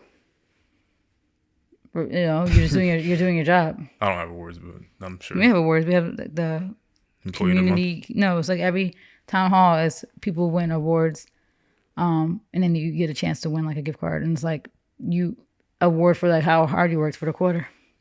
Gotcha. Some people, you know, some people do go above and beyond their jobs and take on projects and stay up until midnight working. And it's just recognition for that, you know. I don't disagree with it. I feel like everything should have recognition, but it is hard when it's like a vote on something that's like subjective. Cause I get it, in sports there's no really subjectivity. You either are the best or you're not. But I don't know. It's a weird thing. And even in sports, it's not even about who's better. It's just who won that particular game. It still is kind of about who's better though. Cause MVP awards, who's the most valuable player, like that's kind of crazy. Cause that's a vote. Yeah, I'm not talking about that though. Yeah, but it's still an award. It's still kind of a they shouldn't do that either. Yeah, because they're all valuable. Everybody on the team who made it happen is working together is what the value is. Why are you giving somebody the most valuable? Same thing. The only thing about that though is that at least in its subjectivity, it's more tangible. Like when they're giving out Rookie of the Year for basketball, they're looking like, okay, this person had 18 points per game, 10 assists. Like it's more quantifiable. Because if the Grammys was like that, then we would just be going off of Billboard stats all the day, and it would just be the same. Well, that's what the Billboard award is, right? Or is that a vote too? I think it's more so about the status of like the sales. Yeah, Grammys and the is People more Choice subjective. Awards, obviously, people are voting. Yeah. So there's different things. The Grammys is just whatever the panel says. Whatever. We ain't rocking with the Grammys, but staying on music, a lot of music did come out. We mentioned earlier in the pod. We didn't listen to none of it, but one that I'm always going to listen to anytime I see Pusha T or Jay-Z pop up, I'm definitely listening to it. So Pusha T's album is coming out this week, I believe, if I'm not mistaken. Hold up, don't hold me to it. Yeah, wasn't it like the 18th? Yeah, something like that. I don't know when it's coming out. Let's see. Who knows when it's coming out? It's coming out in the next few weeks. I don't know if it has an actual date. Oh, right there, look. Oh, he's going on tour. Oh, yeah. Yeah, we out for sure. Wait, what's that one?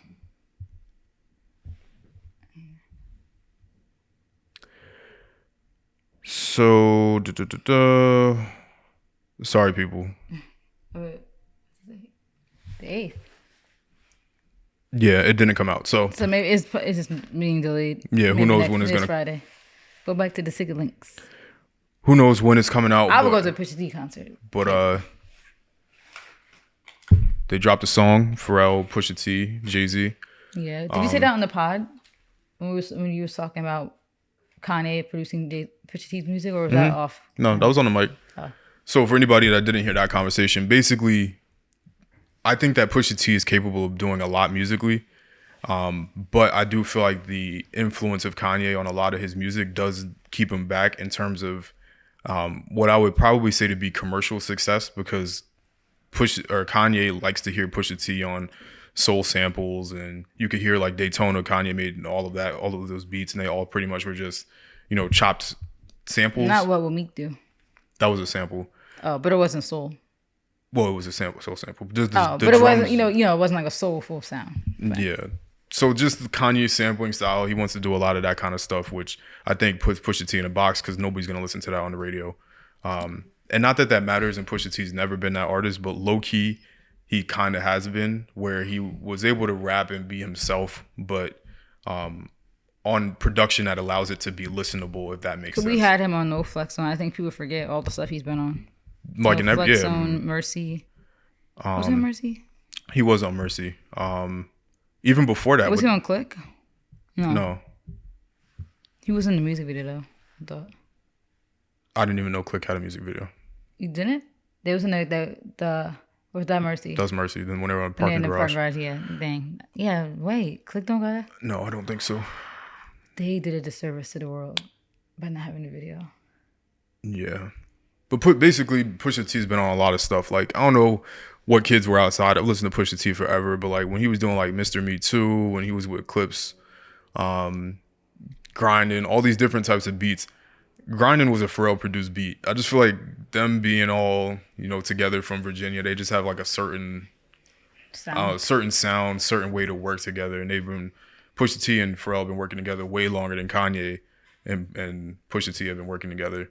And part of the reason why Kanye probably even knows Pusha T is because of Pharrell anyway. So I feel like those two definitely work really well together. They dropped a new song called Neck and Wrist. I think it's just called Neck and Wrist. Yeah, I think it's Neck and Wrist. Yeah, Neck and Wrist. Because I'm thinking of the hook. It's like Neck and Wrist Don't Lie. But I'm like, is it called Neck and Wrist Don't Lie? But the song was hard. I just can't stop listening to it for some reason. The beat is like, it's like stripped down. It's exactly like what Pusha T raps on, but just without like the sampling part. And there's nothing wrong with sampling. I don't want to sound like that, but we've gotten that from Pusha T. We know he can do that. Yeah. That's my only thing. But it was tough. I liked it. I liked it a lot. Particularly, people debate because Jay-Z and Pusha T have been doing songs back and forth with each other fairly recently. Or maybe I'm making that up. Maybe it was just Drug Dealers Anonymous, but what, like that they've done together, yeah. Yeah, it might not been actually. I don't know why I feel like they've done more songs than that. Kanye and Pusha T have been working together for like neck and neck, like side by side for years now. But yeah, Push probably didn't get many Jay-Z verses, but no matter what though, I think now that we have these two songs with them together, people have been asking for a whole collab album. We know Jay-Z ain't doing that, but Jay-Z done with music. it would be interesting to hear. But the song came out, people were in a frenzy because Jay-Z popping up, and you think that's how Jay-Z is going to be the rest of his career? I hope so. Yeah, I feel like that's a good way to go out because we don't need another album, low key. Yeah, he raps like when it's necessary. Yeah, and like that to me. That's the dates. Yeah. Wait. That to me makes it no. That to me makes the music better when it's like not forced, like where people are not forcing their music. It's not as rushed. It's not like a high volume, so it drops the quality. But long story short, let's just get right into Jay-Z's verse. There was a lot of debate, whose verse was better, Jay-Z or Pusha T. It depends what you were coming to the song for. I don't like those comparisons. Yeah, when they're on the same song. Well, when it's two people. I mean, I guess you kind of always have to compare though. Yeah, I wouldn't compare these two verses just because the purpose of the two verses was a lot different. Like Push came on here to just rap, do his drug coke rap kind of thing, and flex. But like Jay-Z came on with the purpose of addressing a lot of different things that he sees on the internet. So the verses were different. I think when people go the route of trying to address what's on the internet or address disses or anything like that, it gets more people like, oh my God, the verse was crazy. Not saying that it wasn't, but it does make people, look a little bit more into the verse like, yo, Jay-Z said this, and kind of ignore Pusha T's verse, even though if he was talking to, you know what I mean? Like, it's just more attention to it when which kind of sucks though. Yeah, because Push raps, like he's always gonna be rapping. So, but he is expected. He probably knows that. Yeah. Like you have, I think any artist though, when they know they have somebody major on their song, that the attention's gonna be on them. Yeah. Like everybody who's getting these Nicki verses lately, they gotta know. Yeah. And they be gassed about their number ones, and it's like, you only got that number one because Nicki was on it, or like Lotto. You only got that number one because Mariah Carey. You should still celebrate that, but relax. No, I'm just saying. So the thing about Jay-Z's verse, we'll get right to it. Jay-Z addressed a few different people on this verse, and it definitely gave it a lot more attention. So for me, in my opinion, because Jay-Z raps with like a lot of different entendres and quadruple entendres, you have to like really sit there and dissect what he's saying, especially nowadays. He has like a slower flow. It's like you could kind of understand it a little better. It's like more clear. He gets in his billionaire bragging thing, which I enjoy. But for me, in my opinion, and people can take this however they want, in my opinion, I think that he sent shots at three people. So the most obvious one doesn't need to be debated is Faison Love, which is like the first line of the song. Second one to me would be sending shots at Reason, the rapper, for those of you that may not know, from the West Coast.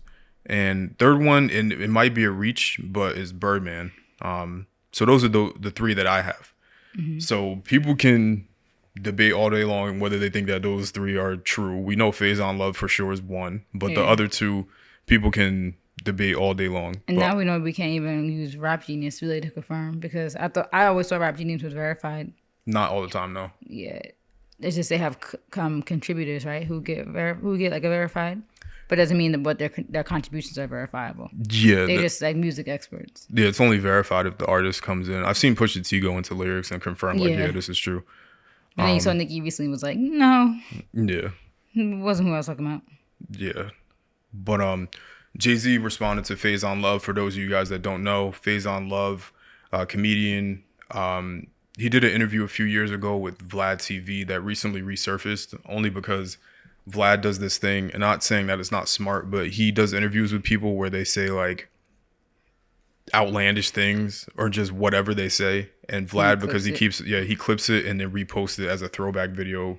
And he does this all the time, and it always works. Like, say this person just murdered somebody and he did an interview with them 10 years ago. He's going to pull up the clip where they say something, about like, oh yeah, I shoot my ops. Like he's one of those. So he did. Smart though. He re-uploaded. No, we don't like Vlad. Oh, yeah, no, we're not really Vlad. He's out. He's definitely the cops. He re-uploaded this clip where Faison Love was talking about Jay-Z and saying how Jay-Z never sold drugs and that he just was sitting on the bench watching another person I'm not going to name.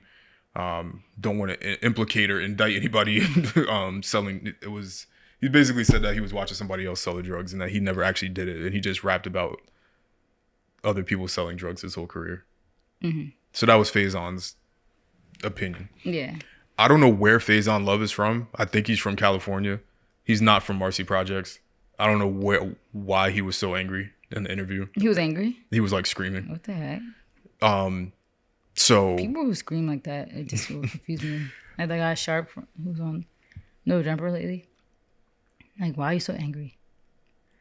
Not cute. It's very weird. But yeah. yeah, so that's where the birth of this whole line came from, where he said, "The phase I'm on, love, I wouldn't believe it either." You know, phase on love, the double entendre. You feel me? You know, Jay-Z gonna give you those bars. But the interesting part about that is that like that interview was mad old. I don't know why it resurfaced again now. Yeah, Like, now it looks like Jay-Z's responding to something old. Yeah, so I can't tell if he's responding to the original clip or the fact that it's resurfaced. He probably never responded in the first place, because I'm sure he wasn't watching that. But it was years ago though. I So know, that's but what I'm wondering. Maybe that part never actually blew up like years ago either. Or maybe it did, and maybe he just didn't feel like addressing it back then, and now that it's back, he's like, might as well say something about it. Right. But that clip resurfaced like really recently. Like I'm like, when did he write this verse? Yesterday? Like, but sometimes celebrities really don't care enough about what's going on about them. They might have just heard it. Yeah. Grapevine. So maybe he really just didn't hear it the first time. Yeah, and why would Jay-Z be paying attention to Phase on Love? Yeah. No disrespect, but you know. But yeah, so he sent shots at Phase. Well, it wasn't even really a shot. He said, you know, the Phase I'm on, love, I wouldn't believe it either. He didn't really diss him. Yeah. But he did address it, you know, saying that I'm better than all y'all. And I'm so like, good, you would think, you know. Like basically where I'm at in life, I wouldn't believe that either. Yeah. Not much of a breakdown needed there. Pretty straightforward. Yeah. And then he says something, and sorry I don't have the exact lyrics, but I have it off the top of my head. He said that I wouldn't listen to Reason either. Now, for those of you that don't know, Reason is a very fire rapper from the West. Initially, when I heard that, because like, I feel like people that would diss Reason, if they ever diss Reason in the future, it's too easy to use his name Reason to diss, right? Yeah, because that's just a common word. So when I heard it, I overlooked it because I'm like, just because he said the word Reason doesn't mean it's a diss towards Reason. That's like when Drake said he has the Ruby Rose watch or something, or he said he got the Ruby Rose something. Everybody was mad that Ruby said that it was a shout out to her. They're like, no, they're talking about the watch. And she's like, no, I've had people that confirmed it. Like it was a double entendre. Clearly, like he was talking about the color and he was just giving her a shout out. But that's different. Reason obviously is a dictionary word. It's a word we all use every day probably. Yeah. So when I first heard it, because of that, I kind of ignored it. I was like, he's not dissing Reason. Mostly because I was like, why would he diss Reason? Yeah. So maybe I'm just not familiar. But I do know with younger rappers, they do like to do the Jay-Z, like sort of talk about Jay-Z or like compare themselves to Jay-Z. Why? To get that. Because that's the goal. That's like what everybody wants is like the Jay-Z status and like, in terms of accomplishments, selling music. Most people won't business. Get there. Like some people have realized somebody like a Jay-Z is like a once in a generation type of person. And not even a once in a generation. He's like the best to ever do it as far as that. From any generation. No one has made it to his level as far as success. Obviously, Kanye is up there too, but it's like nobody's done it like them. Yeah. And also, too, we have to realize rap is a newer genre. So a lot of people who made it to an old age, is not many, obviously, because there's not many rappers. Like, rapper hasn't been around that long. For like 40 years. Yeah, that's what I'm saying, though. And Jay-Z's 60, right? Isn't he like 60? No, he's 50. 50 something? Yeah. But still, I'm saying, like, more and more, eventually we might see people on Jay-Z's level because there's more people becoming rich and his rappers are, a lot, not all of them, but some are getting into older age now, finally. We haven't seen a lot of rappers in an old age because they've been dying. And the genre is newer, but... Yeah, people usually do that specifically, not with the business thing. They're just talking about rap in general. I'm not familiar with if Reason actually said anything about Jay-Z, but if he did, then I would assume it would be like that because I know a lot of rappers do that, and Jay-Z gets mad when people do that because he's like, he says like, how are these? What did he say in So Appalled? He said, basically he was just saying like, why am I even in a conversation with these new rappers? Like, why, like, after all of this, like, and who I am, you like, say I thought like these beginners.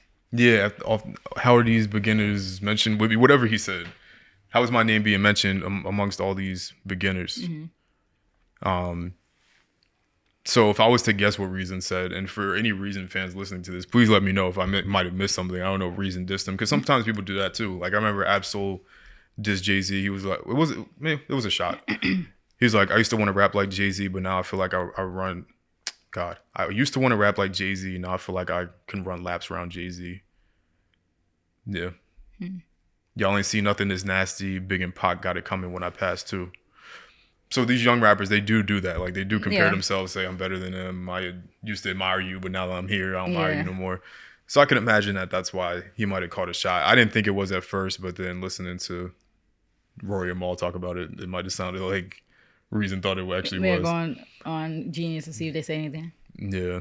I'm like, damn, not Reason. I'm like, what he did? What Reason did?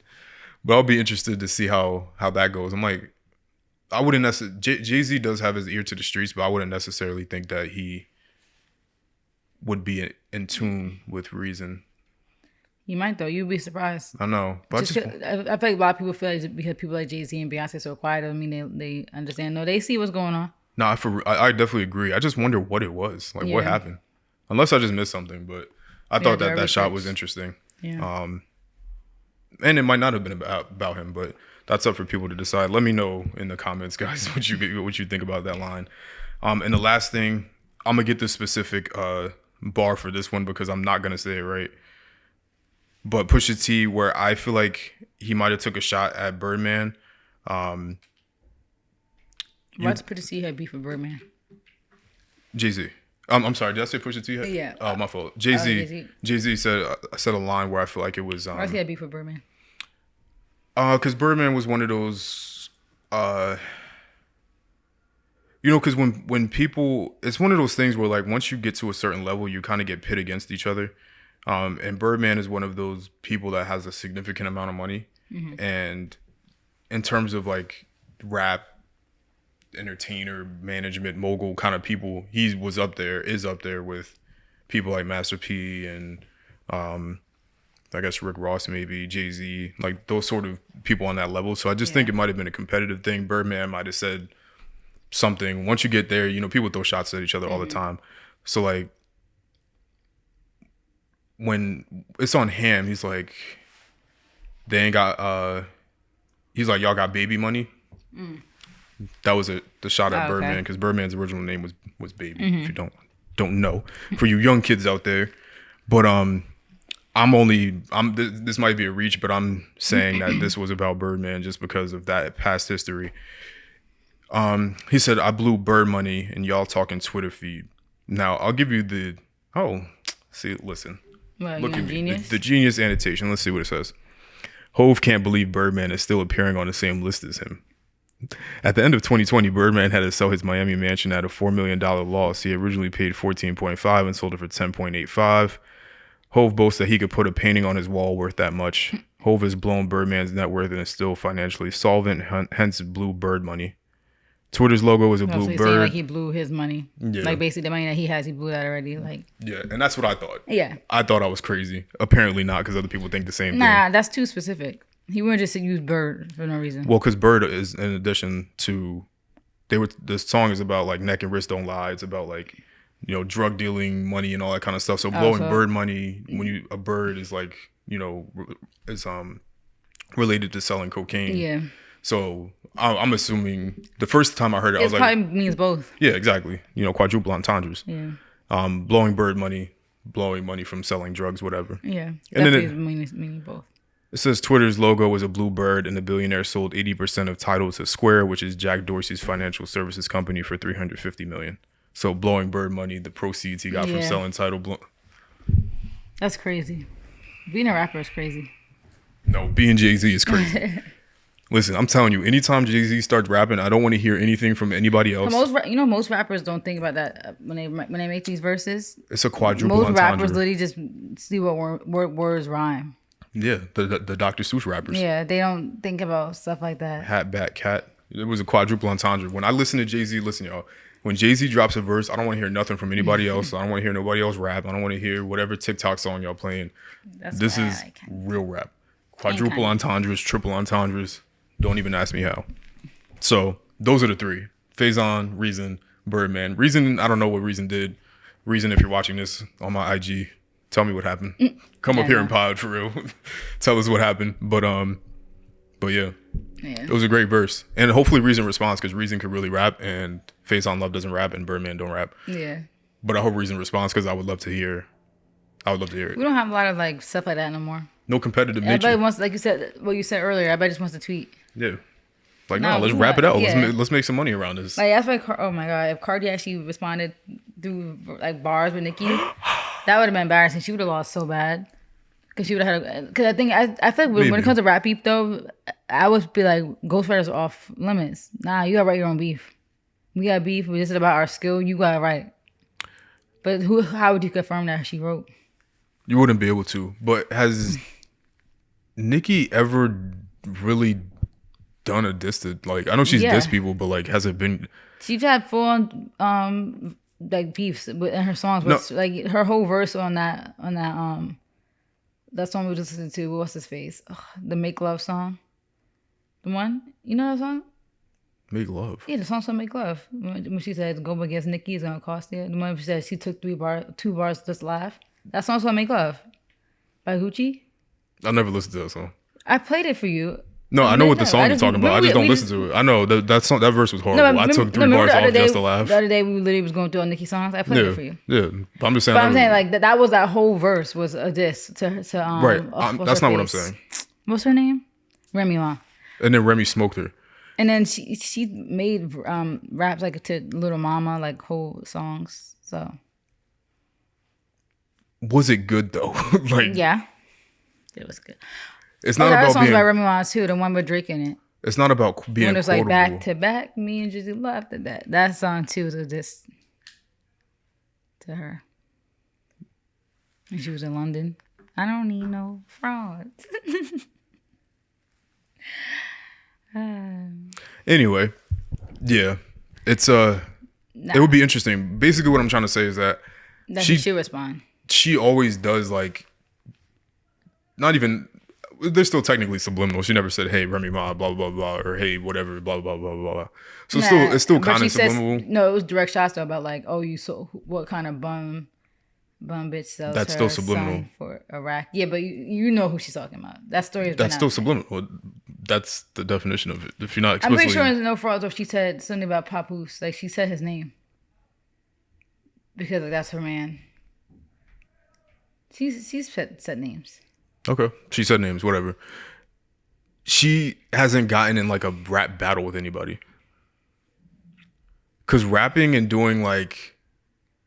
But even when Tupac said like, "I should have FDB, you fat," he never said Biggie's name in that song, but we knew who he was talking about. Why are you not understanding what I'm saying? You're talking about names. I'm saying she's never gotten a rap battle with. No, you brought up names. You said she never said nobody's name. And she doesn't. She still hasn't. Yeah, but a lot of rappers don't do that. They don't say names. But she also hasn't gotten in a rap battle. That's what I'm saying. But has any rapper who's had beef gotten in a battle? Yeah. Oh, like when you go back and forth, like yeah, that's what I mean. Yes. Okay, and Meek. Yes, Nicki has never been in a battle. Okay, yes. no. Specifically dropped this songs. Well, yeah, because like when Remy Ma dropped Ether and all that, that was the back to back. They were going back and forth. They were. Okay, and she lost. What other times did she?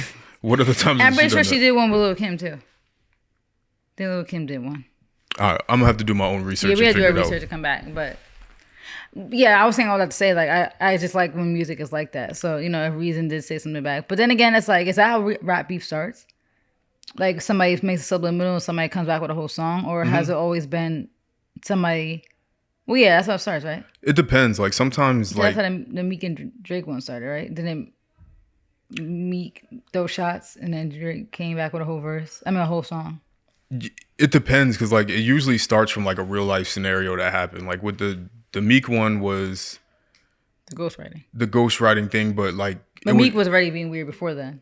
It was because Drake was tweeting out everybody else's album except Meek's. And they had that song. Yeah, they had Rico. Yeah. And then Meek found out that was ghostwritten after he thought that Drake was sending shots at Meek on his own song. He was kind of paranoid. Yeah, so then he got mad, tweeted it out, and then Drake did a little subliminal, and then Meek dropped 1 and 0. diss song with the sample in the back of like the reference track, whatever. And then Oh, there's a song called "Wanna Know." he was using the Ghostwriters reference track. Yeah, and then Drake dropped back to back, and then it was over. So that would be like a back and forth battle. Meek dropped something else after back to back. Sorry, you know. Yeah, he dropped. I love that song too. I still listen to it too. But it came out. It's called War Pain. It came out way after that. Like way after that. It was on DC4. Okay, but swore Drake won back to back. And he did. Drake dropped 2 songs during that time. He dropped something before back to back. He dropped Charged Up. That's why, yeah, Charged Up. That's why it was called back to back. Yeah. He dropped a second one, like right away, I think. Yeah, he dropped Charged Up and back to back. Meek dropped. Well, Meek dropped because both of those were terrible. Charged Up and Wanna Know were both bad. And then back to back came out, and then back to back was bad. Ever just be on Drake's nuts. I mean, it's a good song. I like it. You know, I've been listening to it still to this day. I never got into it. Kind of like the beat. The beat even is like okay. Nah, man. Back to back. Because that's what I mean. Like for me, I don't do that whole like. The beat don't even matter to me. It's like, what are you saying? Because the story of Adidon beat, I hate that beat. And that's not even the name of this actual song. I forgot the actual song. It is Story of Adidon. That's what it's called. The song is called The Story of Adidon? Mm-hmm. Okay. No, that's the Jay-Z's version of it? What was the Jay-Z's version? The story of OJ. The Story of OJ, that's what it was. Yeah. The Story of OJ beat, I wanted to address it properly. The Story of OJ beat, I hate that beat. Is that a sample of something else? The Story of OJ? Or was that a raw beat, like made from? No, that's a Nina Simone sample. Oh, okay, yeah, it is. Oh, yeah, no, well, yeah, the other part is the whole thing is. Yeah. But obviously they add stuff. Yeah. Yeah, that's what I'm saying. So technically, I hated. I'm saying the story that Adidon was. I mean, it's a story of OJ sample, but a sample could be sampled. Usually it is. Yeah. Well, he just took the beat, so technically, yeah. Yeah, but I think he slowed it down. No. He did. Yeah, no. Whatever. No matter what he did, I hate that beat. But what he was saying was more important than the beat itself. So I don't pay attention to production on this song. Like I just don't. The whole song was about Jay-Z and his people. I mean, not Jay-Z, Drake and his people. Yeah. Drake, what I don't like about his disses is that sometimes he goes off track and starts talking about stuff that's not even relevant, just to get a rhyme in. Yeah, I don't pay Or he attention starts to. throwing shots at other people. Like that's why even Pusha T said, "Stop putting Kanye in my verses." Like this is about me and you. Like why? And then you want to bring up my wife. Like why are you bringing up other people? Like nigga, talk to me. So that's why I like Jay-Z's good with that. Cause he just every line was about literally Pusha T. Pusha T. Sorry, I keep said mixing Jay-Z, it. yeah. I know my brain. Pusha T. Every single line was literally about Drake. And then obviously he had to. How much time he got left? That man is 666. Oh, that was a freaking fire part. Oh my god, that was the 6. Yeah, I hated back to back. It's still not good to me because that's the Back thing. was so bad. Everybody gassed up. Oh, world tour. Oh my god. Ooh. World tour, girl tour. Like, that was so mid. That's like the middle school girl. Yeah, and they were like, oh. I pay attention. what? I pay attention to what's being said. Like, Yeah. and Drake is a great artist, and I don't want to disrespect anybody. But he's not no battle rapper at all. No disrespect to me even mentioning this, but like when he said, since you want to talk about my fiance, let's see who you chose as your Beyonce. Like stuff like that is way harder to me than the world tour, girl tour thing. I never like back to back. I don't pay attention to the beat. I don't care about all that when That this is. So song, that was a horrible diss. when you brought up Nicki, I'm like, okay, she had quotables, but what is being said? Like that's what Make matters Love to was me. good, in my opinion. No, it wasn't. I took a couple bars off just to laugh. It's horrible. Barbs kill me. I don't care. That's horrible. But it's kind of funny. It's like I don't even gotta even say nothing right now. I just gotta laugh. Like, And then she got smoked after that, so clearly she had to say something. Remy Ma's a way better rapper than Nicki Minaj. whoa, Barbs, All right. Barbs, Anyway, Barbs. I don't care. Barbs, I'll fight all y'all. I mean that whole, but I can respect that whole verse was like basically about her though, and it was a long verse. But to this day, go against Nicki's gonna cost. Yeah, people bring up that quote today because every time someone's gone against her, except Cardi B, it hasn't turned out well for them. But how so? Think shows get canceled, people kind of flop. But those people usually, like, nobody's really checking for Remy Ma music. Yeah. So, like, it's not like It's not, yeah, because obviously Cardi was the biggest example. She went against her, yo, and everybody thought Cardi's career was over. I promise you, nobody listens to Remy Ma listens to Nicki Minaj. Remy Ma has a specific audience, so it's almost like the people that thought that like Pusha T was gonna get canceled and his career was gonna be over just because he dissed Drake. It's like it's not even the same audience. Like nobody that was listening to Pusha T cares about Hotline Bling. Yeah. But that's what I mean. Quotables. yeah. I don't care about quotables. Cause it's kind of like, all right, I'm the iPhone, you the Nokia. Everybody knows you jealous. It's Yeah. so clear. Tell them bum bitches to play their role. She sees me every time she scroll. That's tough. I got it in the can though. All right. No, but I like that part. I got it in the can though. Every time she scrolls, you see me. I like that part because it's like you can block me, you can follow me, but you gonna see me. Whether I'm gonna repost it on the page, whether someone's putting me on their story, you gonna see me. I got it in the can though, and I know she paused. She had Your that pause. career is gonna end up with Anna Nicole, with your bum ass face. She ain't eating, but I swear she got some bum ass taste. It's horrible. Text a man like, dog, how that bum ass taste? Pay your rent and stay in your bum ass place. Ooh, fire emojis. Ooh, she got her. Oh, you the queen of this here? One platinum plaque album flopped. Where? And then she pauses and she laughed. I took 2 bars off just to laugh. All right, we get into our last topic here. Silly rabbit. Stop it. What you say? Stop it. To be the queen of rap, you gotta stay working. You gotta get plaques. S, plural, like the S on my chest. Now sit your bum ass down. You got an F on your test. That's not middle school raps. That's fifth grade raps. All right, it is. I don't care about impact. I don't pay attention to nothing. Tell Nobody's me what the person touching said. Tupac, Jay-Z, Nas, Pusha T, I would say, when it comes to battle With disses? raps. With disses. They're like the top for me. One of Biggie's songs is crazy. Well, we have Biggie too. I'm not going to talk about it, but I Got a Story to Tell is probably one of the wildest songs ever. I'm going to leave Basically, that one anybody, like, they don't do it like, not, no present day rapper. because there's no storytelling. Actually, you know, one of the rappers that was really good at that, unfortunately, you know, taken too soon. King Von was really good at storytelling, yeah. whether it was real or not. Like the way he was rap, he's like, Yeah. I did it this, and then we went there, and then I did that. He would have Blah, been blah, blah. good with some battle. He like the rap. trap Slick Rick. Why they had to take him? Yeah, that's crazy. But yeah. Crazy. Anyway, Jay-Z's verse was fire. We went all over the place with that conversation. Thank you if you guys are still watching at this point. But we're going to get into our very last topic here. One of the things that Jay-Z said in his Neck and Wrist verse is about people spending real money on fake watches inexplicably. Shockingly. Oh, yeah. He's like, y'all, they mentioned me with these people inexplicably. They spend real money on fake watches shockingly. Was a G-Shock reference. I don't know why. I feel like it's something in there. I'm sure it is. But I brought that up to go right into a smooth transition, as I always do. You wanted to discuss people that wear fake clothes, so take it away. The reason why is because, well, it's funny that he said that in that verse because I only got inspired because of tweets and it takes like that's usually a lot of my inspiration for this pod because I'm just tired of the things I see online. I just be getting like very cringed out. I'm like, I feel like I'm the only normal person in this world. I feel like a lot of people are weird and feel and think weird, but whatever.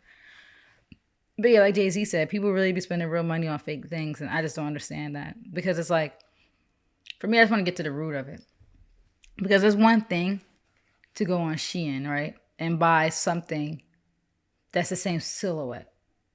Because sometimes the silhouettes do be hard. Like Bottega bags, I think are fire.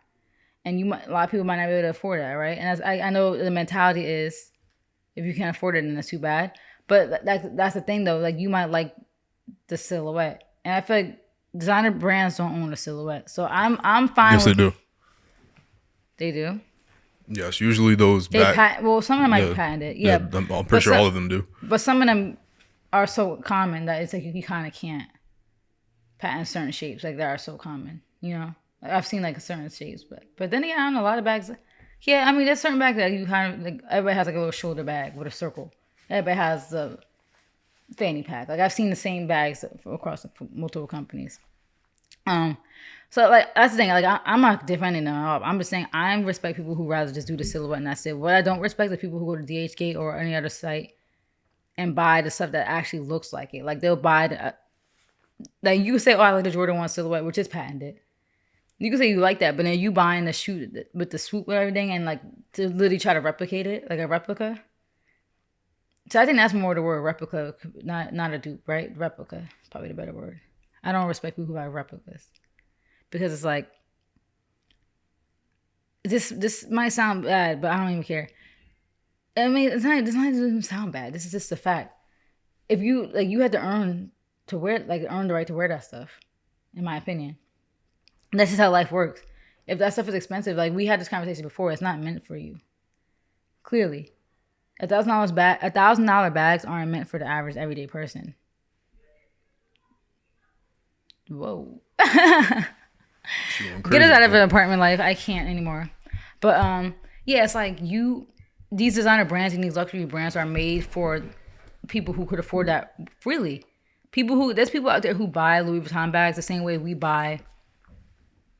I don't know what's like a good example. Same way we buy like a t-shirt, sneakers, maybe like $200 sneakers, or a t-shirt. Like for them, it's nothing, and that's who it's for. It's not for us. Like we had this conversation before. It's not even for us. So the fact that you're going out your way to try to make it look like it's for you, it's kind of weird because it's like, just buy something else, you know? There's nothing wrong with buying stuff that you could afford. Let me jump in here too. Aside from the luxury part, people buy fakes for everything, right? So yeah. For me, even because I understand people's frustrations. People buying fake Skims. That's not even crazy. Luxury. Skim dupes on Shein. It's like Skims is not that expensive. It's really not. Because like, I understand a lot of people's frustrations with resellers and people buying shoes for the purpose of selling them at a higher price. I do understand that, but also at the same time, the reason why people are even able to do that is you got to place the blame on well, them too, but you also have to put the blame on Nike. Nike, if they wanted to, they know that they have an endless demand for people wanting the Chicago ones. They're never going to do that because then it's going to devalue it, and they know that people won't buy the Chicago ones anymore. Away. Mm-hmm. It takes the appeal away because part of the reason why people even want the Chicago ones is because people want the Chicago ones. And they're harder to get. Yeah, and because they're harder to get. So they know that. So if you want to put the blame on anybody, put it on Nike. But you had to also put the blame on the consumers because sneaker reselling always was kind of crazy, but the numbers were not what we're seeing now. When we were in college and nobody was really caring for sneakers as much, like the sneakerhead group was such a niche back when we was in school. It was like a cult. And that's either you cared about it or you didn't. Now it's so diluted. Like every time I go to the mall, I literally gag. I'm like, look at all these. I'm like, Jordans, Yeezy. I'm like, it was not like this a few years ago. It was not, right? When we were in college, this is what you saw. Half people was wearing that, other half was wearing shoes from H&M. There was like no in between, or like Sperry's and stuff and Vans. There was like no in between, you know? Not everybody's wearing sneakers. You had like, there was some type of weird shift that happened where it got cool. For you're a Valley girl, you see these girls are wearing Jordans with the same like American Eagle fits that they was wearing before, but now instead of wearing tennis shoes, they got Jordans, you know? They swapped them out. So there was a surge. And all these fake sneakerheads appeared out of the blue. Yeah. And they make me itch. But for me, again, it still goes back to Nike because there wouldn't be of course. Resellers couldn't exist. The reason why resellers exist is because there's just a limited, there's no supply. So if Nike because let me tell you something, Nike knows for 100% fact that 100,000 people will buy the Chicago ones, but they'll never make them, even though they know that's guaranteed money. Clearly, there's a reason they're doing that because it's like, why would they not just take not free money, but why would they not take money? I think they do it because they want to keep that. They want to keep that image and that prestige that comes around shoes. Right, but it is, why should they? It's almost like why should designer brands cheapen their prices? Like why should Nike make shoes more available? Either you got them or you didn't. That's a part of the game. But as we clearly seen with Yeezys, they've been able to still be coveted by everybody and still have high quantity production. But that's because he wanted to do that, though. Remember, Kanye always kept that on. That was always what he stood by, was I want to make my shoe the new Roche. But Nike could do the same thing. But they don't want to.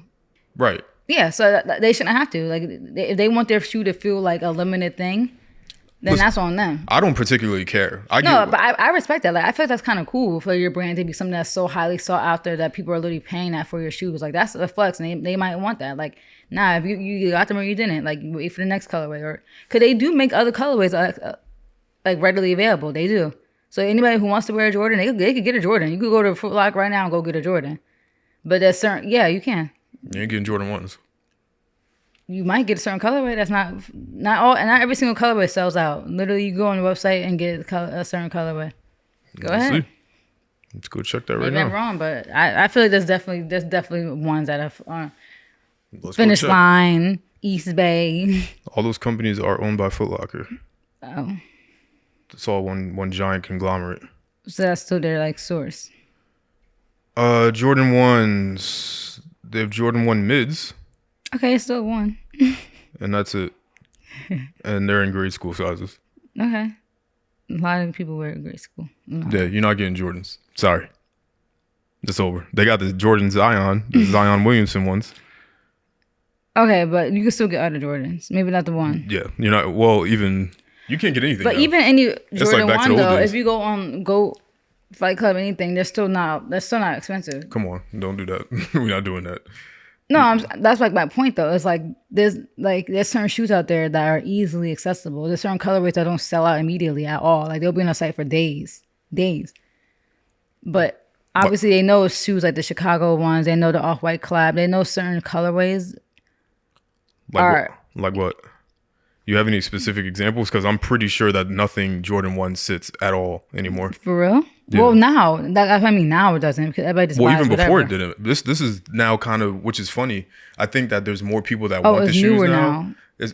It's more people want the shoes now, but this has been common even before this, like where you can't go walk into a store and buy a Jordan I don't 1. know. Like I don't remember people lining up for just every color shoe. Jordans on a Saturday. That used to be the thing. Yeah, but it wasn't like whenever you hear those news stories about people getting killed, it was like the wolf grades or whatever. It was like random. It was like I still remember what's that one shoe? It was like the 11 or something. Mm-hmm. What are they called? People, there was the Concord, The Concord. Space Yeah, Jams. that people were dying. Like I don't know if that's someone died from that, but it was like those are specific colors I remember in my head because like that was people like I still talk to people back then that were into shoes, and those are specific colors I remember like them buying or them wanting to get. Not every color it has that hype. Like you know that. Like there's certain stuff where everybody's like, oh, these are dropping after this many years. Like even Shattered Backboards has some hype. Well, it's different now because these colorways that exist now didn't exist before. Yeah, and most of them are ugly now. I hate all the colors. That's the thing. So back then it was Oh my pretty god, much the worst thing was those tie-dye ones. Oh, pretty much everything was hyped back then because there weren't all these different that colorways. is true. Yeah. The cool grays And the drops weren't as well, they were kind of frequent. it was every Saturday, Yeah. but they were dropping like one or two particular Jordans every Saturday. But the colorways that were coming out were all like the old ones. Like the Space Jams came out in like 96. So Yeah. when they came out again, it was like all that stuff was hype. Now all these new colors and you got these 11s that are red and white. Like that was never a thing. There's too many colors now. It's because when they used to retro the Jordans, they used to only be like retro. Like they were retro. They were only things that came out like mad Yeah. long ago. Now they're just dropping new colorways every week, and that's why. But that's why it's not as serious anymore. Like certain colorways. Like people rally on the internet when a retro is coming back, or like when it's a certain colorway. Yeah, I'm trying to think of something specific, but basically, No, like I said, like Shattered Backboards, or like what was the ones that everybody was obsessing over? The blue, like it was like that. Shattered Backwards was a long time ago. No, I know, but what was the ones recently that everybody was obsessing over? It's like that ice blue color. Ice blue. What was the stupid shit called? I wasn't even keeping. Everybody was obsessed with The University blue. no, but it looked like that. Oh god, I should know this stuff. The UNCs, Royals, Wasn't it Obsidians. Obsidians, that one. See, I don't be caring because it's like ew. But everybody, everybody wanted these Obsidians. Everybody wanted ones, and then the UNC patent ones too. But everybody wanted these Obsidians, and that was like one of the last times I kind of seen like a really hype around the color. But the crazy thing is, look at resale. It's still not that. I mean, it's kind of high, but it's not that crazy. It is high. No, it's high. Yeah. It's extremely high. But basically, long But story it probably short, went down because when everybody wanted these, they were a lot higher than this. Obviously, a Dior one, like that's like, that's when you see people actually talking about it. Like, I don't see anybody talking about any like these random drops that happen. Like these other colorways that people don't really care about. Because there's so many colorways. Well, no matter what, they it all might sells like out. you said, like yeah, they still sell out. Like you said, it's not like they might. Maybe I'm wrong about them sitting on for days, but it's not like they sell out immediately. Like with certain colorways, you go on the website and the site's crash and it's gone already. Like the same second, like a millisecond. You're not getting that same experience for every color. Even though now everything's like a raffle, which is Basically, let's pull it back to the topic at hand. I think that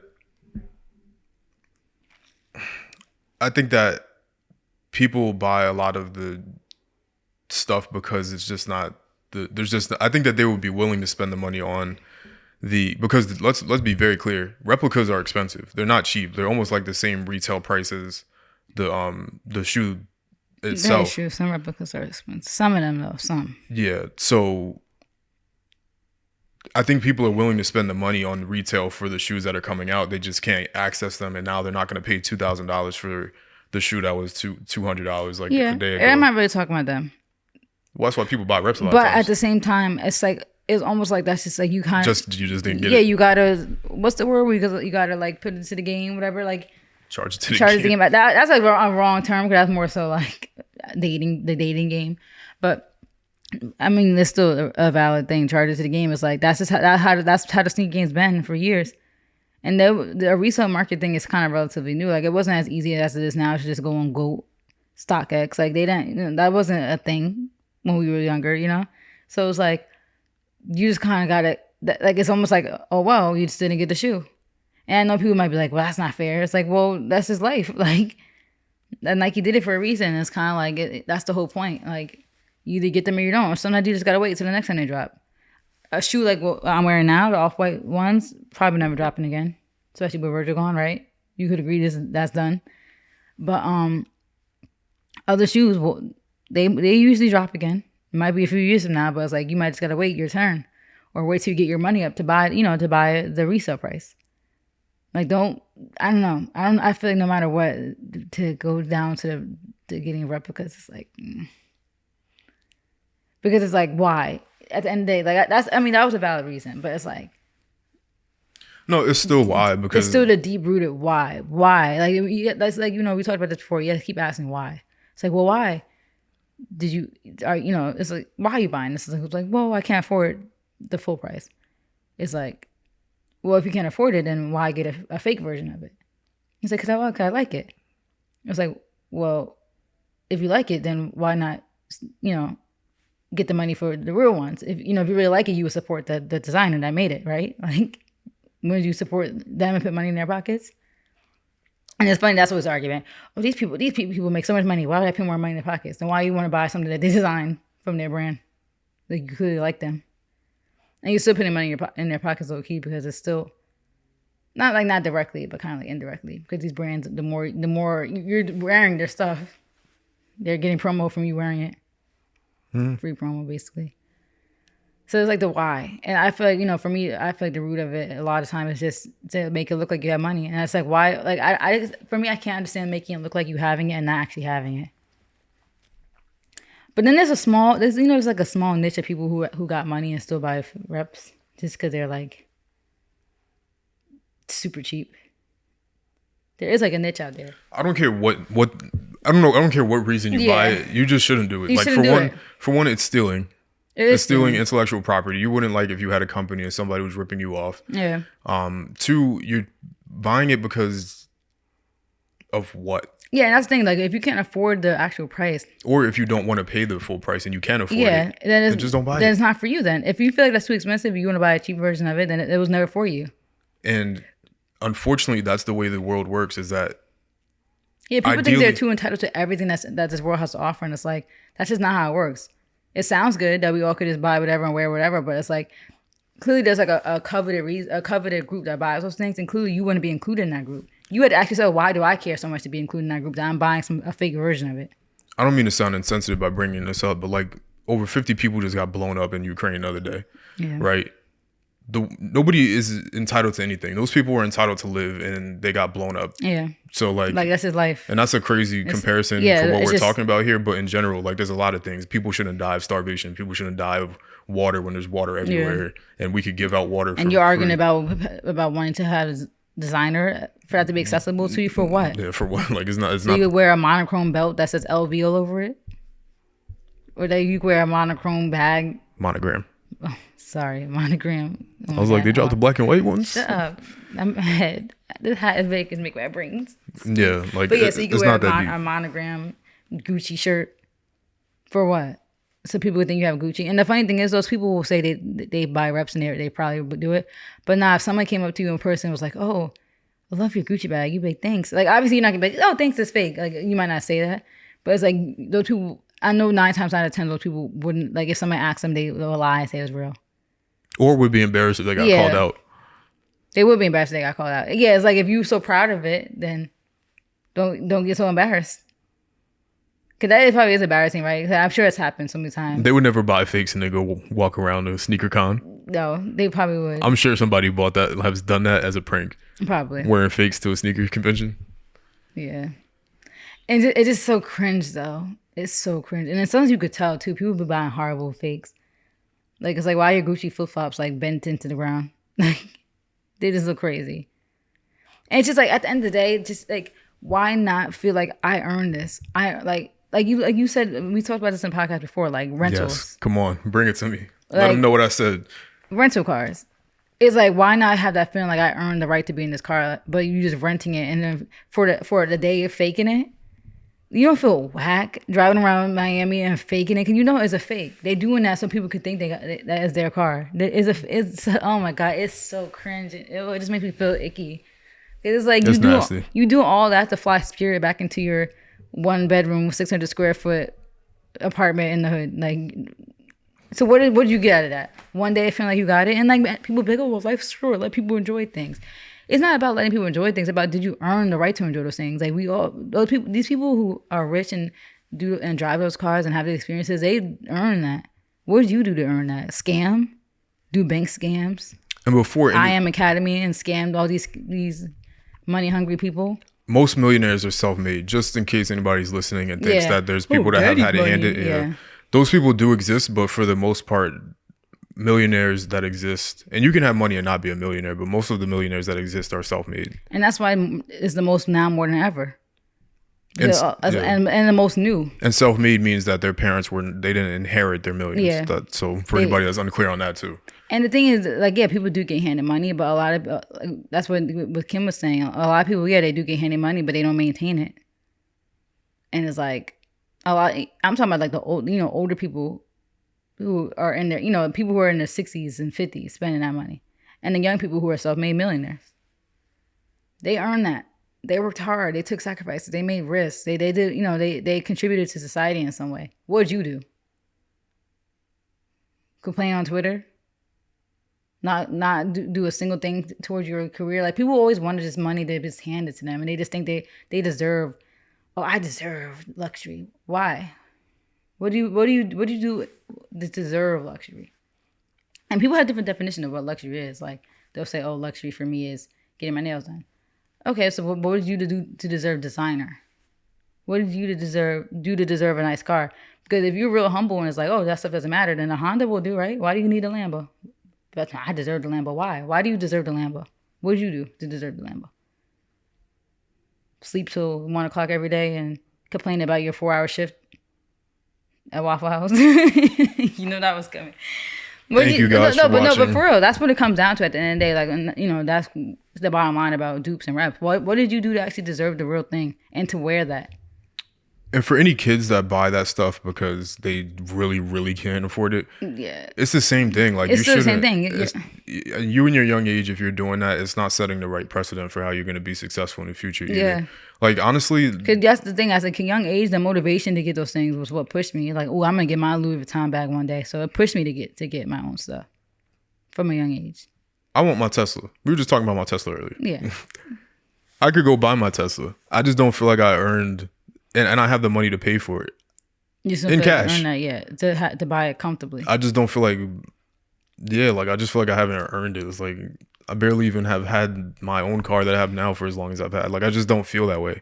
So for young people, if there's any young people listening to this, I would Yeah, 'cause assume that's not. their argument. Like, oh, I'm 16. How am I supposed to afford real Gucci? You well, just then don't. wait until you can. Yeah, you just don't. Like, that's the other thing too. I was wearing Karma Loop when I was 16. Relax, you'll get there.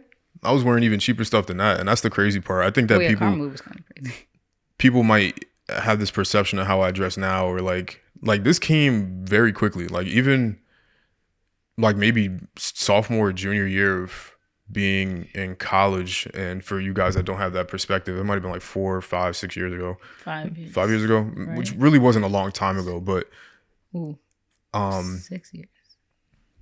yeah, whenever it was, I wasn't wearing what I was wearing even at that point. Like you really do have to work and get yourself in certain positions to be able to afford those kind of things, like, and be okay with it. Like you're not just gonna wake up and be 14 years old wearing Rick Owens every day. Like it's just not gonna happen, and that's okay. And these young kids, it's just what they're exposed to. They think they deserve that at their age. But- like no, you don't. But also they deal with the pressure more than we do because that's True. what they see every day. And kids got their parents who will buy them that stuff, and they go into school and they get inclined by those same people. We didn't have TikTok in college.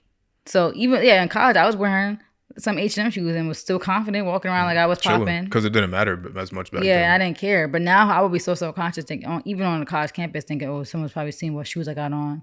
So I do understand it, but like the thing about it is you have to keep your head down and keep working until you get in that position. And then eventually, if you keep doing that, you'll be able to laugh at all the people that were laughing at you Yeah, before. that's how I am now. All the people that was laughing at me saying stuff, I laugh at them every day. It's because you're a loser. They're baby mamas and they still live in Peaburg and they're fat and ugly. And they made fun of my body.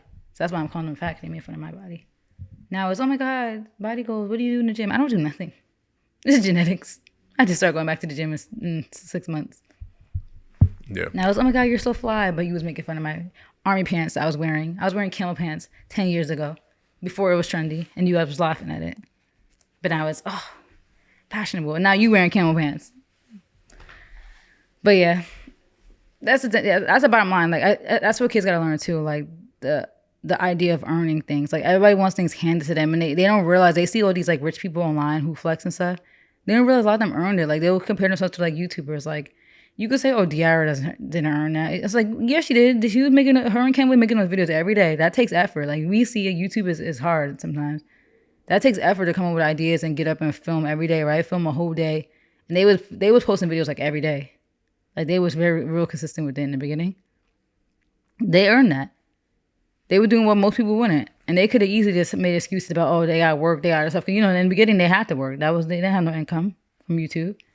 They could easily make excuses. I don't got time for videos. I don't got time for this.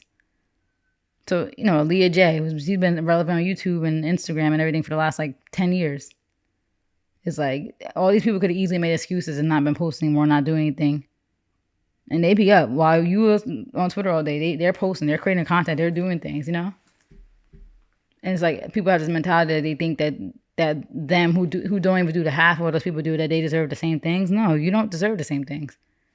And that's just how life works. Like, what's wrong? Like, if you at the end of the day you care about what you need in life, and how, people be like, oh, everybody has a right to clothing. Yeah, everybody does have a right to clothing, but not everybody has a right to luxury and designer clothing.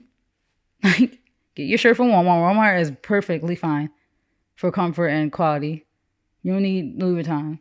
You don't deserve or earn the Louis Vuitton. This is not a Walmart ad. It's not a Walmart ad. But I'm just saying. That's when people's excuses like, oh, who are you to say what people deserve? Don't you sound elitist thinking you deserve a designer? $1,000 bag? Why do you deserve that? Could you got up today? Could you went to your job? You think you deserve that now? But you don't do anything on your free time to elevate your career? Like, when I was talking to, what's the name the other day? Oh, no, that wasn't the day. I was talking to somebody. Oh, when I just went to the Greek event.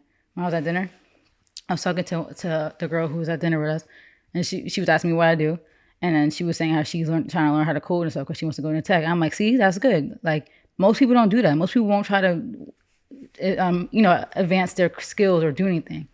I'm like, that's good. That's good that you're doing that because tech the money's there. And most people aren't going to use their free time to learn how to code, And if you're doing that, like, kudos to you. Yeah. And that's the type of people who will earn and deserve that luxury because look at the stuff you're doing behind the scenes that you don't see. People don't see that. They see you posting on Instagram. They see you posting on Twitter and flexing your stuff, and they don't see the work that goes behind it. And then they think they're entitled to that same lifestyle. No, you're not. You don't do anything above and beyond, not even for yourself, not even for your health or for anything. You think that you earned that. So I'm against reps. You either got it or you don't. Like, why fake it? Because you're trying. At the end of the day, it's a fake flex. That's really what it is. At the end of the day, it's a fake flex. You're doing it to impress other people and create this image of you that's not real. At the end of the day, you got to go home to your house and to your life, and you know that you're lying. And that belt is not gonna last you. That bag's not gonna last you. Those shoes aren't gonna last you because they're not real. You know. So you did that for what? For the bag to fall apart in a year, you know? And you're just gonna keep buying them? That's wasteful. That's very wasteful. Actually, that's actually so bad for the environment to keep doing that. So Yep. that's how I feel about that. People could flame me all you want. I really don't care because I feel that's something I'm forever gonna go stand for. And the thing is too, people like to say like, oh, a lot of stuff that we wear is like sweatshops and stuff, and like a lot of designer brands. I'm like, I don't know the full details of all these brands, but definitely where those reps are made are sweatshops, for sure. 100%. So like, Because it's the same factories as yeah, they're taking the scraps and they're going to and putting together their own stuff, and they have them probably working like crazy because they know the rep market is lucrative. So you not know better. If that's your, because that's what some people's argument. Oh, these designer brands treat their employees like slaves. It's like, what do you think the rep brands are doing? Are you dumb? It's probably worse there. It's the same companies. And it's probably worse. Wait till they find that out, that the people that sell the fake stuff are the ones that make the real stuff too. Yeah. It's all the same building. It was crazy. Yeah. But that's people's argument too. They're like, oh, so, you know, that's their argument. It's the same It's stuff. the same stuff. Yeah. Sometimes, It ain't somewhat. the same. Yeah, and that's Yeah, sometimes. What I'm yeah. talking about is called unauthorized pairs or UA pairs. That's something different. Reps usually aren't that though. Yeah. That's when people like sell them on like the black market almost. Yeah, the UAs are like they literally made it in the same Yeah. factory, But took it the is- same silhouette and made it. Or like the sample shoes that Yeah. like getting thrown out or something that Yeah, they'll people steal sell. them. Yeah. But then they'll still be a little bit off to like the real thing. Yeah. Or like, you know, the authorized pair. But yeah, say no to reps. You got it or you don't. That's life. You either got it or you don't. It's not a necessity. Say no to- Food is a necessity. Clothes is a necessity. Jordans are not a necessity. Louis Vuitton bags are not a necessity. Gucci slides are not a necessity. Just flex culture in general. Yeah. You either got it or you don't. You don't earn that. So stop. Stop trying to lie to people. Because then you're going to go home to your little house in your car has 300,000 miles, and that's your reality. So stop. And to the young kids, stop. People know you don't got it like that because you were a cashier. Like when I was 16, 17, I was at ShopRite. ShopRite wasn't paying me designer money. Maybe after a month and a half, yeah, I had enough to buy a $1,000 bag after like 2 months. So some people might do that, right? They save all their money because you don't have responsibilities back then. But it's like, just earn it. It's so much easier just to have the money and buy stuff comfortably. It's so much easier, I'm telling you. Yeah. And the stuff lasts. That's the main thing. The stuff lasts. A Louis Vuitton bag will last you centuries. If you put it in good lighting. Yeah. Store it properly, but yeah. Got anything else? No, I don't. I have a headache. I'm tired. All right, yo. Well, this has been the A Couple of Things podcast where we talked about a couple of things. Goodbye. Whoa. Whoa. No, I got work to do. I know. All right, yo. We out of here.